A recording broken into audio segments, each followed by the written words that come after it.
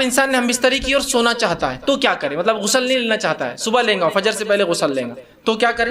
تو یاد رکھیے تو وہ سو جائے، لیکن سونے سے پہلے آپ نے فرمایا کہ وضو کر لے۔ تو آپ کو ہم بستری کر کے سونا ہے، ٹھیک ہے، ایک بار، اور آپ فجر سے پہلے کرنا چاہتے ہیں تو آپ صرف وضو کر کے سو جائے، اس لیے کہ نسائی کی روایت ہے، حضرت عائشہ رضی اللہ عنہ فرماتی ہیں نبی کریم صلی اللہ علیہ وسلم جو حالت جنابت میں کھانے کا ارادہ کرتے یا سونے کا ارادہ کرتے تو آپ جو اپنی شرمگاہ دھوتے اور نماز کی طرح وضو کرتے۔ دو کام کرنا، شرمگاہ کو دھونا ہے اور نماز کی طرح وضو کرنا۔ اس معاملے میں جو طبی فائدے کی چیز ہو سکتی ہے وہ یہ ہے، میڈیکل بینیفٹ یہ ہو سکتا ہے کہ آپ اگر ارادہ کر رہے ہیں آپ سونے کا ہی، تو آپ اگر پیشاب کر سکتے ہو تو کر لیں، اس لیے کہ میں نے ایسا پہلے کہا تھا مرد کی شرمگاہ کے اندر منی نکلنا اور پیشاب نکلنے کا راستہ ایک ہی ہے۔ ایسا ہو سکتا ہے کہ جب انسان ہم بستری کرے اور منی خارج ہو اور کچھ حصہ رہ جائے تو مختلف قسم کی بیماریاں ہوتی ہیں، تو جس کا سب سے بہترین حل ہے انسان یورینیٹ کر لے، پیشاب کر لے، تو وہ منی مکمل نکل جاتا ہے نالی سے اور وہ نالی جو ہے صاف ہو جاتی ہے۔ تو بہرحال طبی بینیفٹ یہ ہو سکتا ہے، تو آپ پیشاب کر لیں، وضو کریں، اور آپ کی حدیث ہے کہ آپ شرمگاہ دھوتے، واش کرتے، اس کو دھوتے اور اس کے بعد جو ہے آپ صلی اللہ وضو کر کے سو جاتے۔ تو آپ میں سے کچھ لوگ یا ہم میں سے کچھ لوگ سونا چاہے تو سو بھی سکتے۔ یہ غلط فہمی کا ازالہ اس حدیث میں یہ ہے، بہت سے لوگ کہتے ہیں کہ جب تک انسان ہم بستری کر کے غسل نہیں کرے گا وہ حرام کاری میں رہیں گا، وہ لعنت میں رہیں گا اور شیطان اس پہ حاوی ہو جائے گا۔ کوئی بات نہیں ہے، آپ فجر سے پہلے اٹھ جائیے اور کر لیں، اس میں کافی۔ اسی طرح ایک سوال جو ہم بستری کیا صرف رات میں کر سکتے، ٹھیک ہے، بہرحال کسی نے ایک سوال کیا جمعہ کی کتنی مدت کے بعد غسل کیا جا سکتا ہے؟ جمعہ کی کتنی مدت کے بعد، اچھا جمعہ کی کتنی مدت کے بعد غسل کیا جا سکتا ہے؟ تو جمعہ کے بعد بہرحال ہم بستری کے بعد، اسی کوئی مدت نہیں ہے، آپ فجر سے پہلے کریں میکس، جس کو ہم کہہ سکتے ہیں، مطلب آپ رات میں جمعہ کیا، جو وقت آپ سو رہے تھے، جو آپ کے پاس ٹائم تھا اس کے فجر سے پہلے کر لیں، بس یہ مدت میں میکس کہہ سکتا ہوں، منیمم کچھ بھی ہو سکتی۔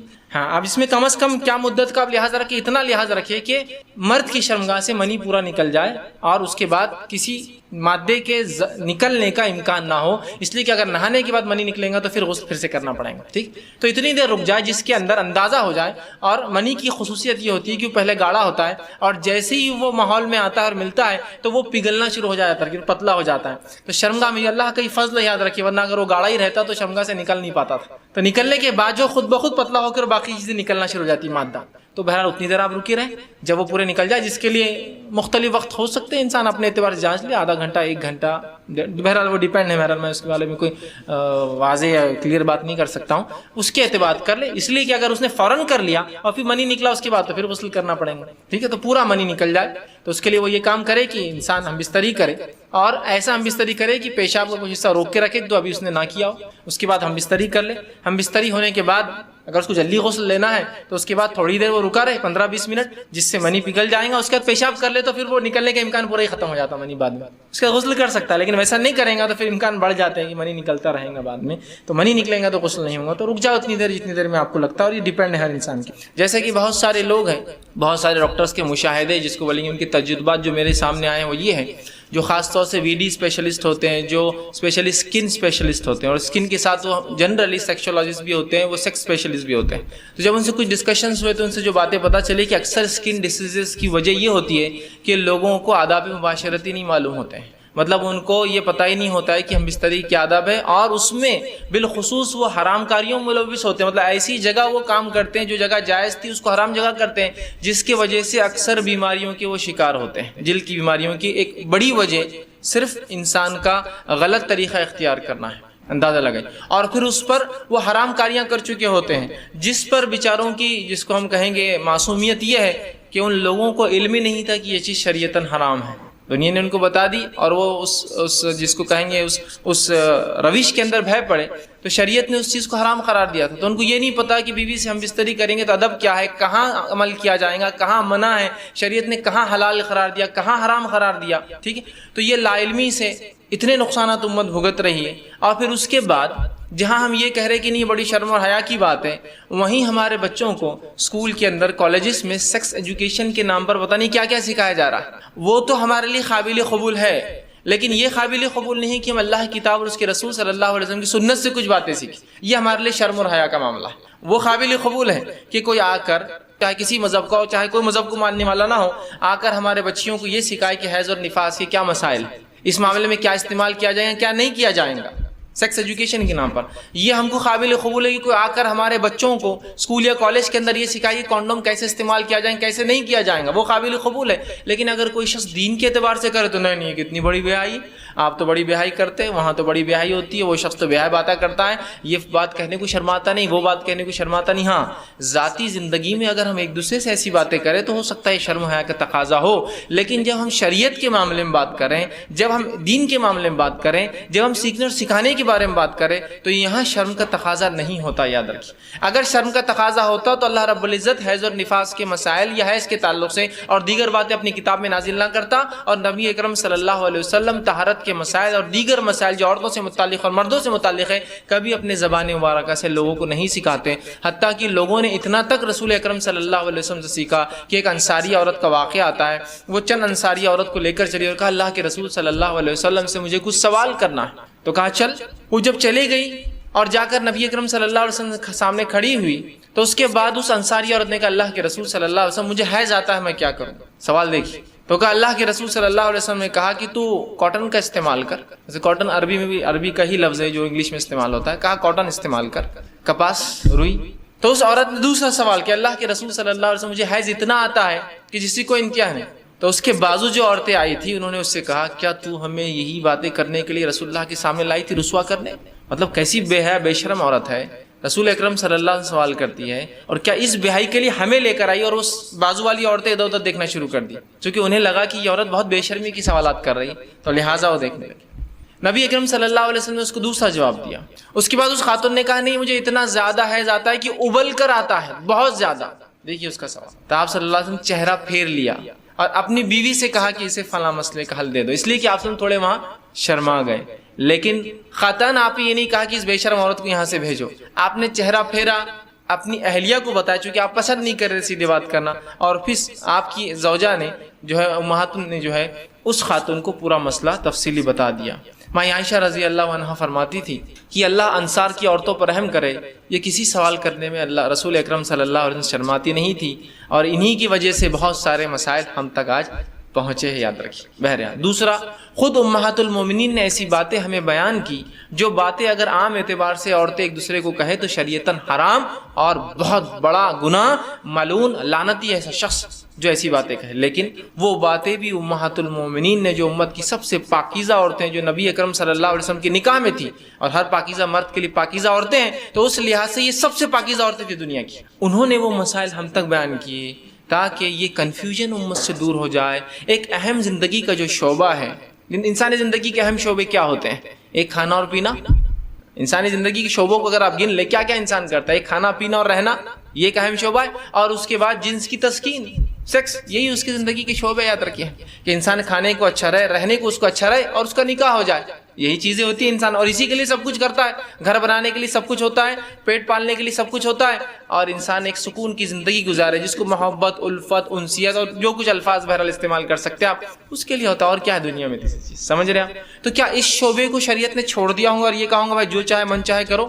اور اس کے لا علمی کے ایسے بھیانک نتیجے ہوتے ہیں۔ کچھ واقعات میں چونکہ بہرحال میں بھی جوانی کے دور سے گزرا ہوں اور گزر رہا ہوں، مکمل طور سے بہرحال یہ نہیں کہہ سکتے بوڑھا ہو رہا ہوں، حالانکہ ایک دو بال ہے ابھی داڑھی میں آ گئے اور سر میں کچھ آ چکے ہیں، لیکن پھر بھی بہرحال میں یہ مانتا ہوں کہ 15 سے 35 تک انسان جو ہے جوانی رہتا ہے، اور ہو سکتا ہے شاید میری عمر کے ساتھ میں اس کو بڑھاتے رہوں اس جوانی کے مرحلے کو، بہرحال تو کچھ باتیں ایسی ذہن میں آتی تھی، کچھ باتیں لوگوں نے ایسی کی اور کچھ حرکات لوگوں نے اپنے نکاح کے بعد ایسے کر لی جو سوالات مجھ تک آئے، تو بڑا افسوس ہوا، کاش کہ اس کو اگر یہ چیز پتہ ہوتی تو شاید آج اتنی بڑی غلطی سے یہ بچ جاتا۔ مطلب غیر معمولی حرکات، غیر معمولی چیزیں جو لا علمی کی وجہ سے اس حد تک ہو گئی کہ کچھ لوگوں نے کچھ اوزار اپنے ساتھ رکھ لی جب ان کا نکاح ہوا، اس لیے کسی نے بتا دیا کہ بہت خطرناک معاملہ رہتا اور اس کے لیے اوزار استعمال کرنا پڑتا۔ سبحان اللہ، اندازہ لگائیے اگر وہ کچھ کر گزرتے تو کیا کچھ نقصان نہیں پہنچاتے تھے اپنے فریق جنس کو، اپنی بیوی کو، اپنے اپوننٹ کو، چونکہ لا علمی پتہ ہی نہیں۔ اور اگر کوئی بیان کرے تو کتنی بے شرمی کی بات ہے، اگر ہم فلمیں دیکھیں، ٹی وی دیکھیں، اس پہ جو کچھ دیکھیں وہ کوئی بے شرمی بیائی نہیں، لیکن ہاں کوئی بیان کرے نہیں، کتنی بے شرمی بیائی۔ اگر آپ کپڑے لباس گندا پہنے، اوچھا پہنے، غلیظ پہنے، اور اگر کوئی کہے کتنا غلیظ تو آپ کو کتنی گندی نظر ہے آپ کی، مطلب پہننے والا اپنے آپ کو خراب نہیں کر رہا ہے، بولنے والا جو تاکید کر رہا ہے کہ بھائی لباس خراب ہے، تمہاری نظر گندی ہے، کیوں دیکھ رہے تمہاری طرف؟ تو دنیا آج الٹی ہو چکی ہے۔ اگر اسکول کالج میں کوئی سیکس ایجوکیشن کے نام پہ پڑھائے تو وہ بڑی خوشی کی بات ہے، لیکن اگر کوئی سنت مطہرہ سے بتائے تو یار یہ بے شرمی کی بات ہے۔ تو اس چیزوں کو چھوڑ کر ہمیں شرم و حیا کے تقاضے کو سیکھنے اور سکھانے کی حد تک تھوڑا سا بازو رکھ کر ہمیں اس بات کو سنجیدگی سے لے کر سیکھنا ہوگا، اور یہ مسائل انتہائی جاننا ضروری ہے۔ میں نے پچھلے ہفتوں میں طہارت کے مسائل 4 جو ہے ویک میں ایک پورا مہینہ میں نے لیے تھے، جس سے مکمل طور سے میں نے تفصیلات لی۔ ایک شعبہ بہرحال طہارت کا پھر باقی رہ گیا تھا، بہت سے لوگوں نے ڈیمانڈ کیا، بہت سے لوگ انٹرنیٹ کے ذریعے چاہتے تھے کہ عنوان میں رکھوں، اس لیے کہ بہت سارے عنوان میرے فیملی پلاننگ، نکاح اور اس پہ آ چکے ہیں، تاکہ ایک پورا سیکشن مکمل ہو جائے، سنت نکاح، آداب مباشرت، ٹھیک ہے، اس کے بعد اولاد کی تربیت اور اولاد کے حقوق پوری ترتیب میں آ رہے ہیں، اور ایک عنوان بہرحال انشاءاللہ باقی ہے جو میں انشاءاللہ رمضان میں رکھوں گا، وہ ہے طلاق کے مسائل، تاکہ یہ پورا نکاح کا پورا سیکشن جو ہے ایک کے بعد دیگر پورا مکمل ہو جائے۔ تو بہرحال آج میں آپ کے سامنے کچھ باتیں رکھنے کی کوشش کروں گا، تو اس بات کو آپ ذہن میں رکھیے کہ شرم اور حیا بالکل ہونا چاہیے کہ انسان کے اندر، عام اعتبار سے ہم یہ باتیں ڈسکس نہ کریں، لیکن جب سیکھنے اور سکھانے کا مرحلہ ہوتا ہے تو یہ بہرحال ضرورتیں ہوتی ہے، اور یہ کوئی نئی بات نہیں ہے۔ آپ اگر اپنے بچوں کو اسکول میں پڑھاتے ہیں تو میں سمجھتا ہوں 11ویں میں آتے ریپروڈکٹیو سسٹم بول کے ایک پورا چیپٹر ان کو بایولوجی کے اندر ہوتا ہے، وہاں تو آپ کچھ نہیں کہتے ہیں، بچہ آپ کے سامنے تصویر لے کر بیٹھا ہے، پڑھتے بیٹھا بولتے تعلیم حاصل کر رہا ہے، علم حاصل کر رہا ہے نا، تو جب وہاں کر رہا ہے تو دین اور شریعت بھی تو آپ کو بہت ساری باتوں میں تعلیم کرتی ہے، اور نبی اکرم صلی اللہ علیہ وسلم انسانیت کے لیے بھیجے گئے سب سے بڑے معلم تھے، یاد رکھیے، ٹھیک ہے، تو ان سے سیکھنا ہمیں ہر چیز، زندگی کا ہر شعبہ۔ اور رسول اکرم صلی اللہ علیہ وسلم کے تعلق سے قرآن نے بیان کیا کہ ہم نے آپ کو لقد کان فی رسول اللہ اسوۃ الحسنہ، کہ ہم نے نبی صلی اللہ علیہ وسلم میں تم لوگوں کے لیے مسلمانوں بہترین نمونہ چھوڑا ہے۔ تو آئیے اس نمونے سے ہم تمام باتیں جو دیکھنے کی کوشش کرتے ہیں۔ میں نے خطبے کے اندر ایک آیت آپ کے سامنے تلاوت کی جو سورہ روم سورہ نمبر 30 کی آیت نمبر 21 تھی، جس میں اللہ رب العزت نے فرمایا اور کہا وَمِنْ آیَاتِهِ أَنْ خَلَقَ لَكُم مِّنْ أَنفُسِكُمْ أَزْوَاجًا، کہ اللہ کی نشانیوں میں سے ایک نشانی ہے کہ ہم نے تمہیں میں سے تمہارے جنس کو پیدا کیا، تمہیں میں سے تمہارے جنس کو مطلب آدم سے ہم نے حوا کو پیدا کیا۔ پھر آگے فرمایا انفسکم ازواجا، تمہیں میں سے تمہارے جنس کو پیدا کیا، لتسکنوا الیہا، تاکہ تم اس کے ذریعے سکون حاصل کر سکو۔ تو نکاح کا ایک مقصد، ہم بستری کا ایک مقصد، نکاح کرنے کا اور بیوی رکھنے کا ایک مقصد جو بتایا گیا وہ ہے لتسکنوا الیہا، تاکہ تم اس کے ذریعے سکون حاصل کر سکو۔ اور آگے فرمایا وجعل بینکم مودۃ ورحمہ، اور ہم نے آپس میں تمہارے درمیان الفت اور محبت ڈال دی ہے، ہم نے آپس میں تمہارے بیچ میں، میاں اور بیوی کے بیچ میں الفت اور محبت ڈال دی ہے۔ تو یہ آیت اس چیز کی دلیل ہے کہ اللہ رب العزت نے جو ہمیں مباشرت کی جو اجازت دی ہے، جیسا مرد عورتوں سے اور عورتیں مرد سے، اور اس میں ظاہر سی بات ہے رشتے کی قید ہے میاں بیوی سے اور بیوی میاں سے، ٹھیک ہے، تو اس قید کے ساتھ جو ہمیں یہ رشتہ قائم کرنے کی اجازت دی ہے وہ اس لیے لتسکنوا الیہا، تاکہ ہم سکون حاصل کر سکیں۔ اور پھر اللہ نے جو ہمارے دل میں الفت اور جو ہے محبت جو ہے ایک دوسرے کے لیے ڈال دی، اور یہ محبت اور الفت کا ہی تقاضا ہوتا ہے جو کچھ ہم اپنی بیویوں کے ساتھ کرتے ہیں۔ دوسرا نبی اکرم صلی اللہ علیہ وسلم بیان کی حدیث کے اندر آتا ہے کہ زیادہ محبت کرنے والی، یا ایک حدیث میں الفاظ ہے ٹوٹ کر محبت کرنے والی عورتوں سے نکاح کرو اور زیادہ بچے دینے والی عورتوں سے نکاح کرو، ٹھیک ہے، اس لیے کہ میں روز قیامت تمہاری کثرت پر فخر کروں گا، تمہاری زیادتی پر فخر کروں گا۔ تو دیکھیے اب ظاہر سی بات ہے زیادتی پر فخر کرنا ہے، اولاد کی زیادتی ہو تو ایسی عورتوں سے نکاح کرو جو مردوں سے ٹوٹ کر، مطلب اپنے شوہروں سے، یاد رکھیے میں جب بھی عورت کا لفظ استعمال کروں گا تو بیوی کے ہی معنی میں ہوں گا یا بیویوں کے معنی میں ہوں گا، اور جب بھی مرد کا لفظ استعمال کروں گا تو شوہر کے معنی میں صرف ہوں گا، یاد رکھیے، ٹھیک، ورنہ آپ اس کو مس انٹرپریٹ مت کیجیے کہ مرد اور عورت کی بات فیض بھائی کر رہے تھے، میں میاں اور بیوی یہاں مراد ہے، لیکن ہر بار مشکل ہے کہ میں ہر جگہ تو مرد عورت صرف جنس بتانے کے لیے، فرق کرنے کے لیے بیان کر رہا ہوں، ٹھیک۔ تو یہاں جو ہے آپ نے فرمایا کہ ٹوٹ کر محبت کرنے والی عورتوں سے نکاح کرو، ظاہر سی بات ہے ٹوٹ کر محبت کریں گی تو ظاہر سی بات ہے اولاد کی زیادتی بھی ہوں گی، ٹھیک، اور زیادہ بچے دینے والی عورتوں سے نکاح کرو۔ اب کوئی آدمی سوچ سکتا ہے یہ کیسے پتا چلے گا کون سی عورت زیادہ بچے دیں گی، لاجیکل کوشچن ہے۔ تو محدثین لکھتے ہیں اس کے خاندان کو دیکھا جائے کتنے زیادہ بچے ہیں، چچاؤں کے کتنے بچے ہیں، والد کو کتنی، خود بہن بھائی کتنے ہیں، ماموں کتنے بچے، سمجھ، اس سے پتہ چل جاتا ہے خاندان کا ٹرینڈ کیا ہے، یہ بچے چاہتے ہیں۔ کچھ خاندان ہوتے ہیں نا سوفسٹیکیٹڈ فیملیز، آپ کو دیکھ کر پتہ چل جائے گا، جس سے آپ نکاح طے کر رہے ایک ہی بھائی ہے، ان کے چچاؤں کتنے، 2 چچاؤں کو ملا کے صرف ایک کو تو اولاد ہی نہیں اور ایک نے کی نہیں پیدا اور ایک کو ایک ہے، دوسرے کیا تو خاندان نے پورے ملا کر کل 2 4 5 بچے آپ کو نکل رہے ہیں۔ ایک خاندان کا آپ کو رشتہ ہے بھائی کتنے بہن بھائی ہے، 12 ماشاءاللہ، اور چچا کا تو کیا پوچھنا 18، اور ماموں کیا، ماموں کو 15 20 ماشاءاللہ۔ تو اب آپ کو اندازہ ہو گیا اس فیملی کا سسٹم ہے، تو اس خاندان کی لڑکی بھی ظاہر سی بات ہے اپنے لیے کم بچے پسند نہیں کریں گی نا، تو زیادہ یہ معنی میں ہے کہ آپ فیملی بیک گراؤنڈ دیکھیے، فیملی بیک گراؤنڈ سے آپ کو اندازہ ہو جائیں گے یہ لوگ کیا چاہتے ہیں، ٹھیک ہے۔ تو بہرحال زیادہ بچے دینے والی سے مراد یہ ہے، ظاہر سی بات ہے پیدا ہونے کے بعد ہی پتہ چلتا ہے، لیکن یہاں فیملی بیک گراؤنڈ دیکھیں گے آپ کیا چاہتے ہیں یہ لوگ، زیادہ بچے چاہتے ہیں کم بچے چاہتے ہیں۔ بہرحال تو یہ کہا، تو یہ حدیث کیا ہے بتا نہیں رہی ہے کہ جو ہے اس معاملے کے اندر کہ ہم جو ہے زیادتی اولاد کے لیے نکاح کریں خوب اور اولاد کو پیدا کریں، یہ زیادتی جو ہے روز قیامت جو ہے رسول اکرم صلی اللہ علیہ وسلم کی فخر کا باعث، اور میں سمجھتا ہوں نبی کے فخر کی باعث کوئی چیز بنے اس سے بڑی کوئی بات نہیں ہو سکتی۔ مجبوریاں ایک الگ چیز ہے، حالات ایک الگ چیز ہے، صحت ایک الگ بات ہے، پھر اللہ کی تعالیٰ جو ہے کسی کو صحت حالات مجبور کر دے وہ الگ بات ہے کہ عام حالت میں آپ جو ہے اس کو زیادتی کو بہرحال پسند کریں۔ آئیے آگے، ٹھیک، تو یہ وضاحت میں نے بہرحال آپ کے سامنے کر دی۔ اب آئیے کچھ باتیں اب ہم سیکھتے ہیں۔ تو میں نے اس عنوان کو اس طرح سے باندھا ہے کہ آداب مباشرت کے اندر شروع کہاں سے ہوتا ہے؟ تو ظاہر سی بات ہے نکاح سے ہوتا ہے۔ پہلی بار انسان مباشرت، ہم بستری، سیکس کب کرتا ہے؟ جب اس کی شادی ہوتی ہے۔ تو میں نے عنوان کو ایسا باندھا کہ شادی کا دن، ٹھیک، شادی کی رات، اور اس کے بعد عام لوگوں کے لیے، ٹھیک، پہلے مخصوص پہلی بار جب انسان یہ عمل کرتا ہے اس کو میں نے لیا، جب ایک بار عمل کے بعد جو بار بار کرتا ہے اس کو سیکنڈ اس میں نے باندھا۔ تو کچھ حصے میرے عنوان کے شروعاتی ایسے ہوں گے جو صرف میاں بیوی کے لیے مطلب فرسٹ ٹائم نکاح سے متعلق ہے، اور کچھ باتیں ایسی ہوں گی جو پھر کامن ہوں گی، جیسا کہ انسان پہلی بار مباشرت شادی کی بات کرتا ہے، اس کے بعد کامن ہو جاتا ہے، اس کے بعد اس کی بیوی ہے یا بیویاں ہیں ان کے ساتھ رہتا ہے۔ تو میں نے اسی انداز میں اس کو باندھا، اور اس کے بعد کچھ غلط فہمیاں بھی جو آئیں گی بیچ بیچ میں انشاءاللہ ایک ایک عنوان سے ایک وضاحت بول کر غلط فہمیوں کا ازالہ کرتا ہوا چلوں گا۔ جو جس کو کہتے ہیں مطلب سوالات ہوتے ہیں، مس کنسیپشنس ہوتے ہیں، یا جس کو کہیں گے مس نماز ہوتے ہیں، لوگ مختلف چیزوں کو مختلف نام دے کے مختلف بہانے اور مختلف باتیں کرتے ہیں، تو ان کو میں کلیئریفیکیشن انشاءاللہ عزیز بیچ میں کرتا جاؤں گا۔ سب سے پہلی چیز، جب انسان نکاح کرے تو اپنی بیوی کے ساتھ الفت اور محبت کا معاملہ رکھے، اور جب اس کا نکاح ہو تو پہلی رات یا جب پہلی بار ملے اسے کچھ تحفہ یا کچھ کھانے کی چیز دے، یہ سنت سے ثابت ہے، یاد رکھیں۔ نبی اکرم صلی اللہ علیہ وسلم کے تعلق سے آتا ہے، مسند احمد کی روایت ہے، اور اسماء بنت یزید جو ہے رضی اللہ عنہا اس کی راوی ہے، وہ کہتی ہیں اور فرماتی ہے کہ نبی اکرم صلی اللہ علیہ وسلم کا جب نکاح ہوا تو حضرت عائشہ رضی اللہ عنہا کو میں نے ہی تیار کیا، میں نے ہی آپ کو سجایا، میں نے ہی آپ کو تیار کیا۔ جب میں نے آپ کو تیار کیا اور اس کے بعد یہ کہلوا بھیجا نبی اکرم صلی اللہ علیہ وسلم کو کہ عائشہ تیار ہے، نبی اکرم صلی اللہ علیہ وسلم ان کے پاس آئے، آپ کو ایک دودھ کا پیالہ دیا گیا، رسول اکرم صلی اللہ علیہ وسلم نے اس دودھ کے پیالے سے دودھ پیا اور پھر اس پیالے کو عائشہ کی طرف بڑھا دیا رضی اللہ عنہا۔ عائشہ نے وہ فرماتی ہے کہ تھوڑا ان کو شرم آئی، جھجک محسوس ہوئی، تو آپ نے انکار کر دیا۔ اسماء کہتی ہے کہ میں نے غصہ کیا اور انہیں ڈانٹا اور کہا رسول اللہ دے رہے ہیں نا، پھر تم کیوں نہیں لے رہی ہو؟ تو انہوں نے اس کو لیا اور تھوڑا سا پی لیا۔ اس کے بعد رسول اکرم صلی اللہ علیہ وسلم نے فرمایا تم لوگ بھی پیو، اور بھی عورتیں بیٹھی تھی، چونکہ عائشہ رضی اللہ عنہا عورتوں میں تھی اور ظاہر سی بات ہے وہ عورتیں پردے میں تھی، تو کہا تم عورتیں بھی پیو، ٹھیک ہے۔ تو انہوں نے کہا اللہ کے رسول صلی اللہ علیہ وسلم آپ پہلے پی لے زیادہ بہتر ہوگا۔ پھر رسول اللہ نے دوسری بار پھر پیا، اس کو پی کر جو آپ نے پھر عورت جو اسماء رضی اللہ عنہا کو دیا، وہ کہتی ہے کہ میں نے وہ گلاس لیا اور اس کو میں پلٹانے لگی، گھمانے لگی، تاکہ میں بھی وہیں ہونٹ لگاؤں جہاں رسول اکرم صلی اللہ علیہ وسلم نے ہونٹ لگایا تھا۔ اس سے پتہ چلا کہ صحابہ کے ساتھ ساتھ صحابیات بھی کتنا محبت رسول اکرم صلی اللہ علیہ وسلم سے کرتی تھی۔ یہ محبت کا تقاضا ہے، جس سے آپ محبت کرتے ہیں اس کی ہر چیز کو آپ پسند کریں، جہاں سے آپ نے پیا وہاں سے پینا پسند۔ تو وہ کہتی ہے میں خاموشی سے لوگ نہ دیکھے گھما رہی تھی تاکہ وہاں سے پیوں جہاں سے رسول اکرم صلی اللہ علیہ وسلم نے پیا۔ اس کے بعد جب میں پی چکی تو رسول اللہ نے دوسری عورتوں سے کہا تم بھی پی لو۔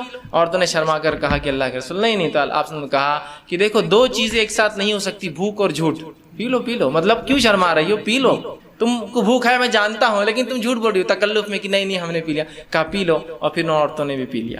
سمجھ رہے ہیں؟ تو یہاں رسول اکرم صلی اللہ علیہ وسلم پہلی بار اپنی بیوی سے ملے عائشہ رضی اللہ عنہا، تو آپ نے کچھ دیا، مطلب کھانے پینے کی چیز، اور یہ بھی رحمت کا ایک حصہ ہے کہ انسان کچھ کھلا پلا۔ بہت سے لوگ کنجوس ہوتے ہیں، کچھ کھلاتے پلاتے نہیں کسی کو، نہ اپنی بیوی کو، نہ بچوں کو، نہ کسی کو۔ تو بہرحال بیوی سے جب پہلی بار ملے تو کچھ کھانے پینے کا دے، کچھ بھی ہو سکتا ہے آج کے دور کے اندر، آپ مٹھائی لے جا سکتے ہیں، اینی تھنگ، مطلب کچھ بھی ہو سکتا ہے جو محبت اور الفت بڑھانے کے لیے۔ اور کھانا پینا ایک ایسی چیز ہوتی ہے جس کے کرنے سے لوگوں میں آپ کی طرف محبت مائل ہوتی ہے۔ آپ دیکھیے کسی کو آپ بلانا چاہتے ہیں، کسی سے کچھ کام کروانا چاہتے ہیں تو کیا کرتے ہیں؟ چلو ڈھابے پر، چلو کھانے پر، سر گھر پہ کب آ رہے ہیں آپ کھانے کو، تو پروموشن چاہیے آپ کو، ٹھیک۔ تو بہرحال کھانا ایک وہ ہے۔ تو یہاں شریعت نے کہا بیوی سے بھی الفت محبت کرو۔ تو پہلی بار جب آپ بیوی سے ملے تو چونکہ ہم بستری شروع ہوتی ہے اسی عمل کے بعد، اس لیے میں اس کو بھی رکھ رہا ہوں، تو کھلائے پلائے، کچھ دے، اور یہ کچھ بھی ہو سکتا ہے، آپ کے علاقے، سماج، ماحول کے اعتبار سے چیزیں XYZ بدل سکتی ہیں، ٹھیک ہے، بہرحال تو کچھ نہ کچھ کرے۔ دوسری چیز، جب بیوی سے پہلی بار خلوت مطلب علیحدگی میں جہاں کوئی آپ کو نہ دیکھ رہا ہو، جب خلوت میں ملاقات ہو، تو آپ صلی اللہ علیہ وسلم نے فرمایا کہ جب خلوت میں بیوی سے پہلی بار ملے، اور یہ عمل ایک بار کے لیے ہے صرف جو اب میں عمل بیان کر رہا ہوں، تو آپ نے فرمایا کہ جب ملے تو اس بسم اللہ کہے، اللہ کا نام لے، اور بیوی کا جو سر کا سامنے کا حصہ ہوتا ہے بالوں کا، ٹھیک، اس کو اپنے سیدھے ہاتھ سے پکڑے، ٹھیک، سیدھے ہاتھ سے پکڑے، سامنے کا سر کا جو بالوں کا حصہ ہوتا ہے ان بالوں کو سیدھے ہاتھ سے پکڑے، ٹھیک ہے، لیکن تکلیف دینی، مطلب پکڑنا، آپ ظاہر سے اگر جمے ہیں تو ہاتھ رکھے، کھلے ہیں تو پکڑنا اچھی بات ہے، آپ لوگوں کی حدیث میں آتا ہے آپ نے پکڑا اس کو، ٹھیک، یہ آپ کھول بھی سکتے ہیں، اس میں کیا مسئلہ، بہرحال تو اس کو پکڑے اور پکڑنے کے بعد اللہ کا نام لے اور ایک دعا کرے جو کہ نبی اکرم صلی اللہ علیہ وسلم نے اس دعا جو ابو داؤد اور ابن ماجہ کی روایت ہے یہ دعا کرے، اور یہ دعا صرف ایک بار کرنا ہے آپ کو جب آپ خلوت میں پہلی بار اپنی بیوی سے ملیں گے، ہم بستری سے پہلے یاد رکھیں، اور یہ دعا کرے اللہم انی اسألک من خیرہا وخیر ما جبلتہا علی، اے اللہ میں تجھ سے اس کے خیر کا سوال کرتا ہوں اور جس خیر پر تو نے اسے پیدا کیا اس خیر کا سوال کرتا ہوں، اور پھر فرمایا علیہ واعوذ بک من شرہا وشر ما جبلتہا علی، اور میں پناہ مانگتا ہوں تجھ سے اس کے شر سے، اور میں پناہ مانگتا ہوں تجھ سے اس کے شر سے اور اس شر سے جس پر تو نے اس کو پیدا کیا ہے، ٹھیک ہے؟ تو بہرحال یہ ایک بار دعا کرنا ہے آپ کو، دیکھیے دعا کتنی دیکھیے اہم اور کتنی اچھی ہے کہ اللہ میں سوال کرتا ہوں تجھ سے اس کی خیر کا، اس خیر کا جس پہ تو نے اسے پیدا کیا ہے، اور اس خیر کا جسے پیدا کیا، اور تجھ سے پناہ مانگتا ہوں اس کے شر سے اور جس شر پہ تو نے اس کو پیدا کیا ہے۔ یہ پہلی بار آپ کریں گے۔ اس کے بعد اب جب ہم بستری کا ارادہ کرتے ہیں تو اس سے پہلے آپ ایک اور دعا کریں گے، یہ دعا کامن ہے، ہر آدمی کو ہر بار ہم بستری سے پہلے یہ دعا کرنی چاہیے، یہ بہت اہم دعا ہے۔ لوگ پوچھتے نہیں کرے تو کیا ہوا، نہیں کرے تو کیا ہوا، نہیں بولے تو کیا ہوا، بہت سی چیزیں ہوتی ہیں۔ تو میں ہمیشہ سوال کرتا ہوں لوگوں سے، چلیے آپ گاڑی چلاتے ہیں، کار ٹو ویلر چلاتے ہیں، اور ہاں سیٹ نہیں ہوئی تو کیا ہوا، ہارن نہیں ہوا تو کیا ہوا، انڈیکیٹر نہیں چلے تو کیا ہوا، مڈ گارڈ نہیں رہا تو کیا ہوا، ساری گارڈ نہیں رہا تو کیا ہوا، بمپرس نہیں رہے تو کیا ہوا، ہے نا؟ تو آپ بولتے نہیں اچھی نہیں دکھتی نا گاڑی، مطلب آپ کمپلیشن، دنیا میں ہر چیز کمپلیشن کی طرف چاہتے ہیں، مکمل کی طرف چاہتے ہیں، سنت میں کیوں نہیں چاہتے ہر چیز مکمل کی طرف جاتے؟ وہاں نہیں کرے تو مطلب ہر بار نیگیٹو کیوں، پازیٹیو کیوں نہیں کہ کر لوں تو کیا، ہر بار نہیں کرے تو نہیں کرے تو ویسا نہیں کرنا چاہیے، ٹھیک؟ تو یاد رکھیے یہ دعا پڑھے اور بہت خیر ہے اس دعا کے اندر، ٹھیک ہے؟ تو آپ صلی اللہ علیہ وسلم جو ہے، معاف کرنا بہرحال وہ دعا سے پہلے ایک چیز میں بھول گیا تھا، وہ یہ کہ جب انسان ہم بستری سے ارادہ کرے تو اس سے پہلے نکاح کی رات جو ہے نماز پڑھنا بھی یاد رکھیے، یہ عمل بھی جو ہے صحابہ سے ملتا ہے، صحابہ سے ملتا ہے، ٹھیک؟ اس کے تعلق سے ایک روایت آتی ہے کہ میاں بھی اکٹھے نماز پڑھے، ایک جو ہے تابعین فرماتے ہیں ابھی سعد ان کا نام تھا جو کہ غلام تھے، وہ کہتے ہیں میں نے غلامی کی حالت میں نکاح کیا اور اس کے بعد جو ہے ابو ذر غفاری رضی اللہ عنہ، ٹھیک ہے، اس کے بعد وہ کہتے ہیں کہ عبداللہ ابن مسعود اور حذیفہ بن یمان رضی اللہ عنہم کو دعوت دی، یہ صحابہ کو دعوت دی بڑے بڑے، یہ میرے پاس میری دعوت ولیمہ میں جو ہے دعوت میں نے دی نکاح کی، وہ میرے پاس آئے، جب میرے پاس آئے تو انہوں نے مجھ سے کہا کہ دیکھ جب تو اپنے بیوی سے قریب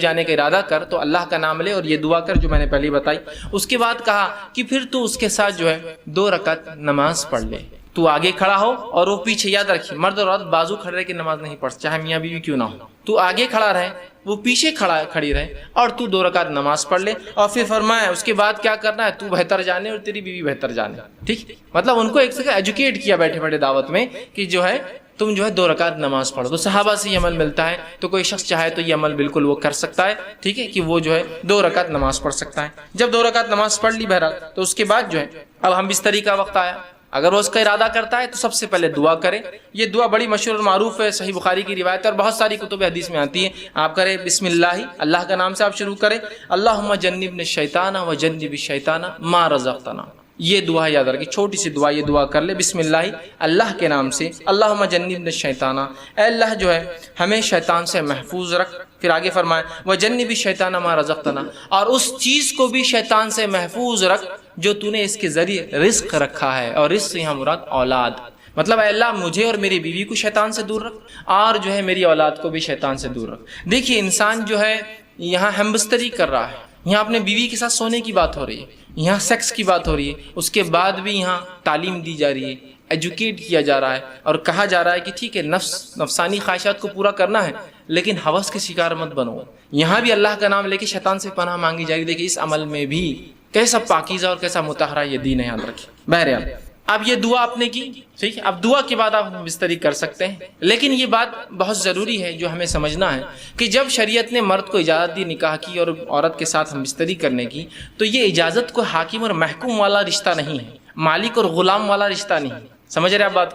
ورنہ ہوتا ہی کہ جب یہ موقع انسان کو مل جاتا ہے مرد کو پہلی بار، تو وہ بالکل ایک عورت کو اپنا شکار سمجھتا ہے۔ ہر آدمی ایسا نہیں ہوتا لیکن کچھ لوگ ہوتے ہیں ایسے، وہ سمجھتا ہے وہ شکار ہے اور میں آقا ہوں اور یہ غلام ہے، میں حاکم اور یہ میری محکوم ہے، ٹھیک، اور لہٰذا وہ اس پر ٹوٹ پڑتا ہے جانوروں کی طرح۔ اندازہ لگائیے ایک عورت کے ساتھ اگر آپ یہ سلوک کریں گے جو آپ کی بیوی اور زندگی پر رہنے والی شریک حیات کہا جاتا نا، بیوی شریک حیات مطلب لائف پارٹنر ہے آپ کی، پوری زندگی آپ کے ساتھ شریک رہیں گی، اور اگر پہلی رات آپ ساتھ یہ بدتمیزی کریں گے، کہ آپ بتائیں گے کہ میں نے نکاح خالص صرف اپنی حوث کو پورا کرنا کیا. ٹھیک ہے, الفت اور محبت ایک چیز ہے, لو ایک چیز ہوتی ہے, کہ لسٹ ایک چیز ہوتی ہے انگلش کے اندر. اردو میں جیسے کہتے ہیں کہ محبت ہوتی ہے اور ایک حوث ہوتی ہے.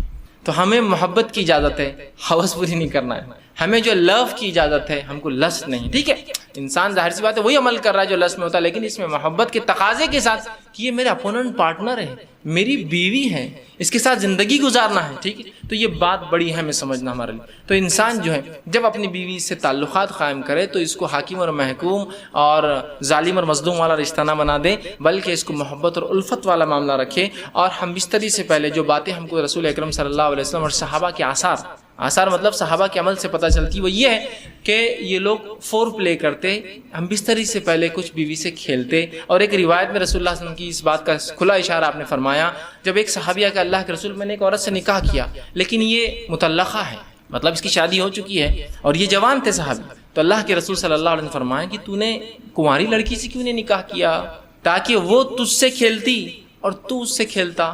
تو کہا اللہ کے رسول میری مجبوری تھی, میرے والدہ کا انتقال ہو گیا اور میری 3 چھوٹی چھوٹی بہنیں ہیں, اگر میں کوئی کنواری لڑکی لاتا تو وہ میری بہنوں کی دیکھ بھال برابر سے نہیں کر پاتی. جب میں نے ایسی عورت کو لایا نکاح میں جو مطلقہ ہے, اس کو پریویس ایکسپیرینس ہے زندگی کا, وہ زندگی سماج میں گزار چکی ہے, وہ میری بہنوں کی اچھے سے تربیت کر سکتی ہے. اس حدیث سے ایک بات اور پتہ چلی, نکاح میں بہت سارے مقاصد انسان رکھ سکتا ہے نکاح کے لیے. تو ایک مقصد یہ بھی تھا ان کا کہ محبت کے ساتھ ساتھ بچیوں کے لیے کچھ, میری بہنوں کے لیے کچھ ایسی عورت آ جائے جو میری ان کی بھابھی ہو لیکن ایک ماں جیسا ہو. تو ظاہر سی بات ہے ایک کنواری لڑکی یہ سب نہیں کر سکتی تھی. ٹھیک ہے, لیکن اس حدیث میں رسول اللہ نے جو فرمایا تو اس کے ساتھ کھیل اور وہ تیرے ساتھ کھیلے, تو یہ محبت جو ہے یہ ہم بستری سے پہلے انسان فور پلے کرے, کھیلے اس سے, مطلب اس کو راضی کرے اور منوائے اس عمل کے لیے. اس لیے کہ ہیومن بینگ جو انسان ہوتے ہیں وہ میکینیکل عمل نہیں کر سکتے. میکینیکل سمجھتے مشینیں ہوتی, مشینوں کا معاملہ ہوتا ہے کہ آپ نے جب بٹن دباؤ میکینیکلی شروع ہو جاتی ہے, لیکن انسان جو ہوتے ہیں ویسے میکینیکل نہیں ہوتے. ان کو ذہنی تیار ہونا پڑتا ہے, پھر جسمانی فزیکل ریڈی ہونا پڑتا ہے, اس کے بعد انسان کچھ اعمال کر سکتا ہے. جیسے آپ کو کس سے ڈیل کرنا ہے کوئی انسان سے, تو بہت ساری باتیں ہوں گی, ملاقاتیں ہوں گی, ٹھیک ہے, اس کے بعد کوئی ڈیلنگ فائنل تک پہنچیں گے. سیم ویسی ہوتا ہے. تو اس بات کو ذہن میں رکھیں, اور بالخصوص پہلی رات میں تو آپ خاص طور سے اس کو یہ نہ کریں کہ ٹوٹ پڑنے کا معاملہ کرے, بلکہ سنت کو لحاظ رکھتے ہوئے, شریعت کا لحاظ رکھتے ہوئے, انسانی ذہنیتوں کا لحاظ رکھتے ہوئے, سامنے والے فریق کی آپ کی بیوی کی عمر کا لحاظ بھی رکھ سکتے. ہو سکتا ہے کوئی انسان 40 سال کا اور نکاح 20 سال سے کیا ہو, جائز ہے بالکل. تو اب یہاں سمجھنا پڑے گا اس کی عمر کا تقاضا کم ہے, تو ظاہر سی بات ہے سمجھ رہے ہیں آپ بات کو. یہ تمام چیزیں آپ جو ہے ذہن میں انسان رکھیں. تو فور پلے جس کو ہم کہتے ہیں کہ ہم بستری سے پہلے کچھ ایسی چیزیں جس سے انسان اس عمل کی طرف راغب ہو جو عمل اس کو اب کرنا ہے, جو کہ اللہ نے اس کے اوپر جائز قرار دیا اور وہ مباح ہے اس کے لیے کرنا, حلال ہے اس کے لیے کرنا, جس سے اپنے آپ کو تسکین دے سکتا, سکون حاصل اور اطمینان حاصل کر سکتا. سمجھ رہے آپ بات. تو فور پلے کی بڑی اہمیت ہے. اس کے اندر مختلف چیزیں ہو سکتی ہیں, انشاءاللہ آگے آئیں گا تو اس میں کچھ نہ کچھ پوائنٹس اس کے ڈسکس کرتا جاؤں گا. ٹھیک, تو فور پلے ہوگا اس سے پہلے کہ انسان تیار کرے اپنے فریق کو. دوسری چیز یہ کہ دونوں کا اس عمل کے لیے راضی ہونا ضروری ہے. ہم بستری کے لیے دونوں کا اس عمل کے لیے راضی ہونا ضروری, یاد رکھیے, اس لیے کہ یہ کوئی ون سائڈ معاملہ نہیں ہے. اور مرد کے راضی ہونا یہ بالکل واضح ہوتا ہے, لیکن عورت راضی ہے نہیں راضی ہے یہ واضح نہیں ہوتا ہے. مرد اس عمل کے لیے راضی ہے, وہ ظاہر ہے, اس کی جسمانی کیفیت اور اس کا جسمانی کیفیت اس کی اشارہ کر دیتی ہے کہ مرد تو راضی ہے اس عمل کے لیے, لیکن ظاہر سی بات ہے عورت کے اندر ایسی کوئی چیز نہیں ہے جس سے پتہ چل سکے کہ اس عمل کے لیے وہ راضی ہے. بات سمجھ رہے ہیں آپ میری؟ ٹھیک, تو ظاہر سی بات ہے دونوں کی رضامندی ضروری ہے. تو مرد راضی ہے عورت سمجھ سکتی ہے, لیکن عورت راضی ہے مرد سمجھ نہیں سکتا اس کے ظاہر سی بات جسمانی اعتبار سے. تو اس کو اس معاملے میں تیار کرنا ہوگا, اس کو اس معاملے میں پوچھ سکتے ہیں آپ, اس کو اس معاملے میں اس کی بھی حامی لے سکتے ہیں آپ. اور حامی اس کا ہاں ہر بار زبان سے بولنا نہیں ہے, کچھ باتیں آپ سمجھ سکتے ہیں جس کا ہاں ہوتی ہے, سمجھے نا, انسان کی آنکھوں کے اشارے, جسمانی ہوا جس سے انسان سمجھ سکتا ہے کہ اس کا معنی ہاں ہے. اس معاملے میں خواتین سے میری بالخصوص درخواست یا نصیحت جو ہوگی وہ یہ ہے کہ بہت ساری عورتیں, مرد تو راضی ہے اس عمل کے لیے, پہلے دن کی بات, جب ہم عام بات کر رہے ہیں تو یہ بات یاد رکھیے, اور یہ ہمیشہ کے لیے عام اعتبار سے بھی اور اس دن کے لیے بھی خاص بھی, نکاح کے رات بھی اور اس کے بعد بھی, کہ عورتیں جو ہے اپنی رضامندی کا بھی اپنے شوہر سے اظہار کرے. اگر وہ یہ نہیں کرتی تو بہت ساری طلاق کی صرف یہ وجہ بنتی, یاد رکھیں, کہ وہ کہتا ہے کہ میری بیوی میں سے کبھی راضی نہیں, آج تک اس نے ایک بار بھی مجھ سے جو ہے محبت کی بات نہیں کہی یا محبت کے لیے خود راضی نہیں ہوئی. تو عورتوں کو بھی اس معاملے میں آگے حصہ لینا پڑے گا بڑھ کر, چونکہ یہ ایک ایسی چیز ہے اس میں صرف مرد شامل نہیں ہے. اگر عورت اپنا حصہ نہیں رکھیں گی تو مرد کے لیے, میں معاف کرنا الفاظ اگر میرے سخت لگ رہے ہو تو, لیکن سمجھیے اس بات کو, مرد کے لیے صرف آپ ایک کھلونا ہو جائیں گے, اس کے علاوہ آپ کی کوئی حیثیت نہیں باقی رہیں گی. حضرت رسول اللہ کیا فرما رہے ہیں کہ تو اس کنواری سے نکاح کرتا تو وہ تجھ سے کھیلے اور تو اس سے کھیلے. دیکھیے الفاظ غور کیجیے حدیث کی, دونوں کے لیے کہا, یہ نہیں کہا کہ تو اس سے کھیلے, وہ تجھ سے کھیلے اور تو اس سے کھیلے. تو یہاں رسول اللہ صلی اللہ علیہ وسلم اشارہ کر رہے ہیں کہ اگر کنواری ہوتی تو وہ تجھ سے کھیلتی, مطلب وہ ایک پارٹ بنتی اس گیم کا, وہ اس کھیل کے اندر تیری حصے دار بنتی, شریک بنتی. تو یہ باتیں, یہ بیاہی, اب دیکھیے بہت سی بار میں سمجھتا ہوں شوہر کے ساتھ کمرے میں رہ کے بھی آپ بیاہی کا سوچیں گے تو میں سمجھتا ہوں اب کوئی تقاضے باقی نہیں رہے. یہاں بیاہی اور حیا کچھ نہیں ہے, اب آپ کا شوہر ہے وہ, یہ آپ کو سمجھنا پڑے گا. ٹھیک ہے, تو یہاں عورتیں اپنی رضامندی کا اظہار کریں جو مختلف طریقوں سے وہ کر سکتی ہے. یاد رکھیے مختلف طریقوں سے کر سکتی. جب یہ عورتیں اس میں لیک کر جاتی ہیں, کمزور پڑ جاتی ہیں, تو مرد کو ایسی عورتیں پسند آ جاتی ہیں جو اس طرف اشارے کرتی ہیں اور مائل کرتی ہیں. جو بری عورتیں ہوتی ہیں, جو فحشائیں ہوتی ہیں, وہ اپنی رضامندی کا کنٹینیوس اظہار کرتے رہتی ہیں. تو جب عورتیں ہیں جن کے لیے جائز اپنے شوہر سے جو کام کرنا, تو کیوں نہیں وہ اپنے اظہار کرتی, کیوں نہیں بتا رہی ہو؟ چونکہ مرد ترازی ہے, تیار ہے, اس کے جسمانی کیفیت سے پتہ چل جاتا ہے. عورت کو کیسے پتہ چلیں گے جب تک کہ آپ نہیں بتائیں گے. اور اس میں کوئی حیا اور بے حیائی کا تقاضا نہیں. یاد رکھیے یہ آپ کی محبت اور الفت ہے, اور اس کو کہیں گے محبت کی سب سے اونچائی. یاد رکھیے جو میاں اور بیوی کے بیچ میں ہوتی ہے. تو آپ بھی اپنی رضامندی کا ضرور جو اپنے شوہر سے اظہار کریں. ٹھیک ہے, ورنہ اکثر طلاقوں کی وجہ یہ بنتی ہے کہ بیوی, شوہر کا دعویٰ ہے کہ بیوی نے آج تک فلاں نہیں کیا, اور پھر وہ الزام لگاتا ہے اس کا سیکس کمزور ہے, یا اس کی قوت باہ اس میں نہیں ہے, اور فلاں نہیں ہے, اور فلاں نہیں ہے. تو وہ سب طرف کیوں جا رہے ہیں؟ شریعت نے آپ کو بتا دیا, رسول اللہ صلی اللہ علیہ وسلم کہہ رہے ہیں. اور ظاہر سی بات ہے ہر چیز کھول کر بیان کرنا ضروری نہیں, کیا اتنا کافی نہیں تو اس سے کھیلے اور وہ تو اس سے کھیلے, اتنا کافی نہیں ہے ہمارے لیے سمجھنا؟ کیا اور وضاحت چاہتے ہیں آپ پوری چیز, کیا پورا پکچر دکھانا چاہتے ہیں, کیا یہ بتائے تو ہم کو سمجھ میں آئیں گے؟ نہیں, اشارہ کافی ہوتا ہے. اور مومن کے لیے تو اشارے بہت زیادہ کافی ہوتے ہیں. عقل مند کو اشارہ کافی ہوتا ہے. لوگ کہتے ہیں, میں کہتا ہر مومن عقل مند ہوتا ہے, اور اس کو اپنے نبی اور شریعت کے ہر اشارے کافی ہو جاتے ہیں, وہ سمجھ جاتا ہے باقی کیا ہے. تو عورتوں کو بھی اشارہ ہے اس حدیث کے اندر. بہرحال آگے بڑھیے. اب انسان جو ہے جمع کیسے کرے, یہ تو پہلے کا ہوا, اور کچھ باتیں نکاح کے لیے خاص اور کچھ عام تھی. اب نکاح کی رات بھی ہو سکتی ہے اس میں انوالو, اور ادر زندگی کا اور حصہ جہاں میاں بیوی ہم بستری کرنا چاہتے. اب جمع کیسے کرے؟ جمع سے مراد, جب میں الفاظ کہہ رہا ہوں تو شرمگاہ کا جمع ہونا اور ملنا اس سے مراد ہے میرا. یاد رکھیے ٹھیک ہے, کہ انسان اب جمع کیسے کرے. اس کے تعلق سے بہت ساری غلط فہمی ہوتی ہے, انشاءاللہ آج اس کے ازالے کرنے کی کوشش کروں گا. اب انسان اپنی بیوی سے کیسے جمع کر سکتا ہے؟ آئیے اللہ رب العزت کا جواب اپنی کتاب, اس کی کتاب میں جو اس نے دیا, اس سے ہم شروع کرتے ہیں. اللہ رب العزت فرماتا اور کہتا ہے سورہ بقرہ سورہ نمبر 2 آیت نمبر 223, اور فرماتا ہے نساء حرث لکم فأتوا حرثکم ان شئتم. کہ اللہ فرماتا اور کہتا ہے تمہاری عورتیں تمہارے لیے کھیتیاں ہیں, اور تم جس طرح سے چاہو اپنی کھیتیوں میں آؤ.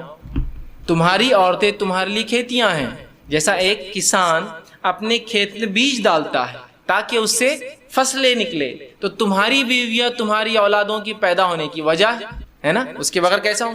تو تم جو ہے اللہ رب العزت فرما رہا ہے کہ تم جو ہے پھر جہاں سے چاہو وہاں سے اپنے بیویوں میں داخل ہو. ٹھیک, اب اس کے تعلق سے کیا واقعہ آتا ہے اس کے شان نزول میں رکھ دیتا ہوں, تو وہ پہلی بات بالکل انشاءاللہ جو آیت ہے وہ واضح ہو جائیں گے, کلیئر ہو جائیں گے. آئیے جو ہے صحیح بخاری کی روایت ہے, جابر رضی اللہ عنہ فرماتے اور کہتے ہیں یہودی جو ہے یہ بات کہا کرتے تھے کہ آدمی اگر اپنی بیوی سے شرمگاہ میں اگلے حصے میں جہاں سے اولاد پیدا ہوتی ہے, ٹھیک ہے, وہاں اگر ہم بستری پیچھے سے کھڑے رہ کر کرے, پیچھے ہو کر کرے بیوی کے, سمجھ رہے آپ بات کو, کہ اپنے بیوی سے صحیح جگہ مطلب شرمگاہ کا اگلا حصہ اس میں ہم بستری کرتا ہے جہاں سے اولاد پیدا ہوتی ہے, لیکن پیچھے سے کھڑے رہ کر کرتا ہے, تو اس سے اولاد بھینگی پیدا ہوتی ہے. مطلب آنکھیں اس کی سکوئن جس کو کہتے ہیں, مطلب آنکھ ڈھلتی ہوئی یا دونوں آنکھ ڈھلتی ہوئی ہوتی ہے, بھانگا جس کو عام زبان میں کہتے ہیں, ٹھیک ہے, یہ بھینگا جس کو بولتے ہیں, تو ویسا پیدا ہوتا ہے. جب یہ بات صحابہ تک پہنچی تو صحابہ نے رسول اللہ سوال کیا, اللہ کے رسول, یہودی کہتے ہیں کہ ایسا اگر کرنے سے بچہ بھینگا پیدا ہوتا ہے, سکوئنٹ ہوتی ہے اس کی آنکھیں, ڈھلتی ہوئی ہوتی ہے, خراب ہوتی ہے, دونوں بیچ میں آ جاتی ہے. تو آپ صلی اللہ علیہ وسلم نے اس کے جواب میں اللہ رب العزت نے یہ آیت نازل کی. جب یہ آیت نازل ہوئی تو آپ نے فرمایا اور کہا آگے سے یا پیچھے سے مگر مقام پیدائش میں. آپ نے کیا کہا, آگے سے یا پیچھے سے لیکن مقام پیدائش میں.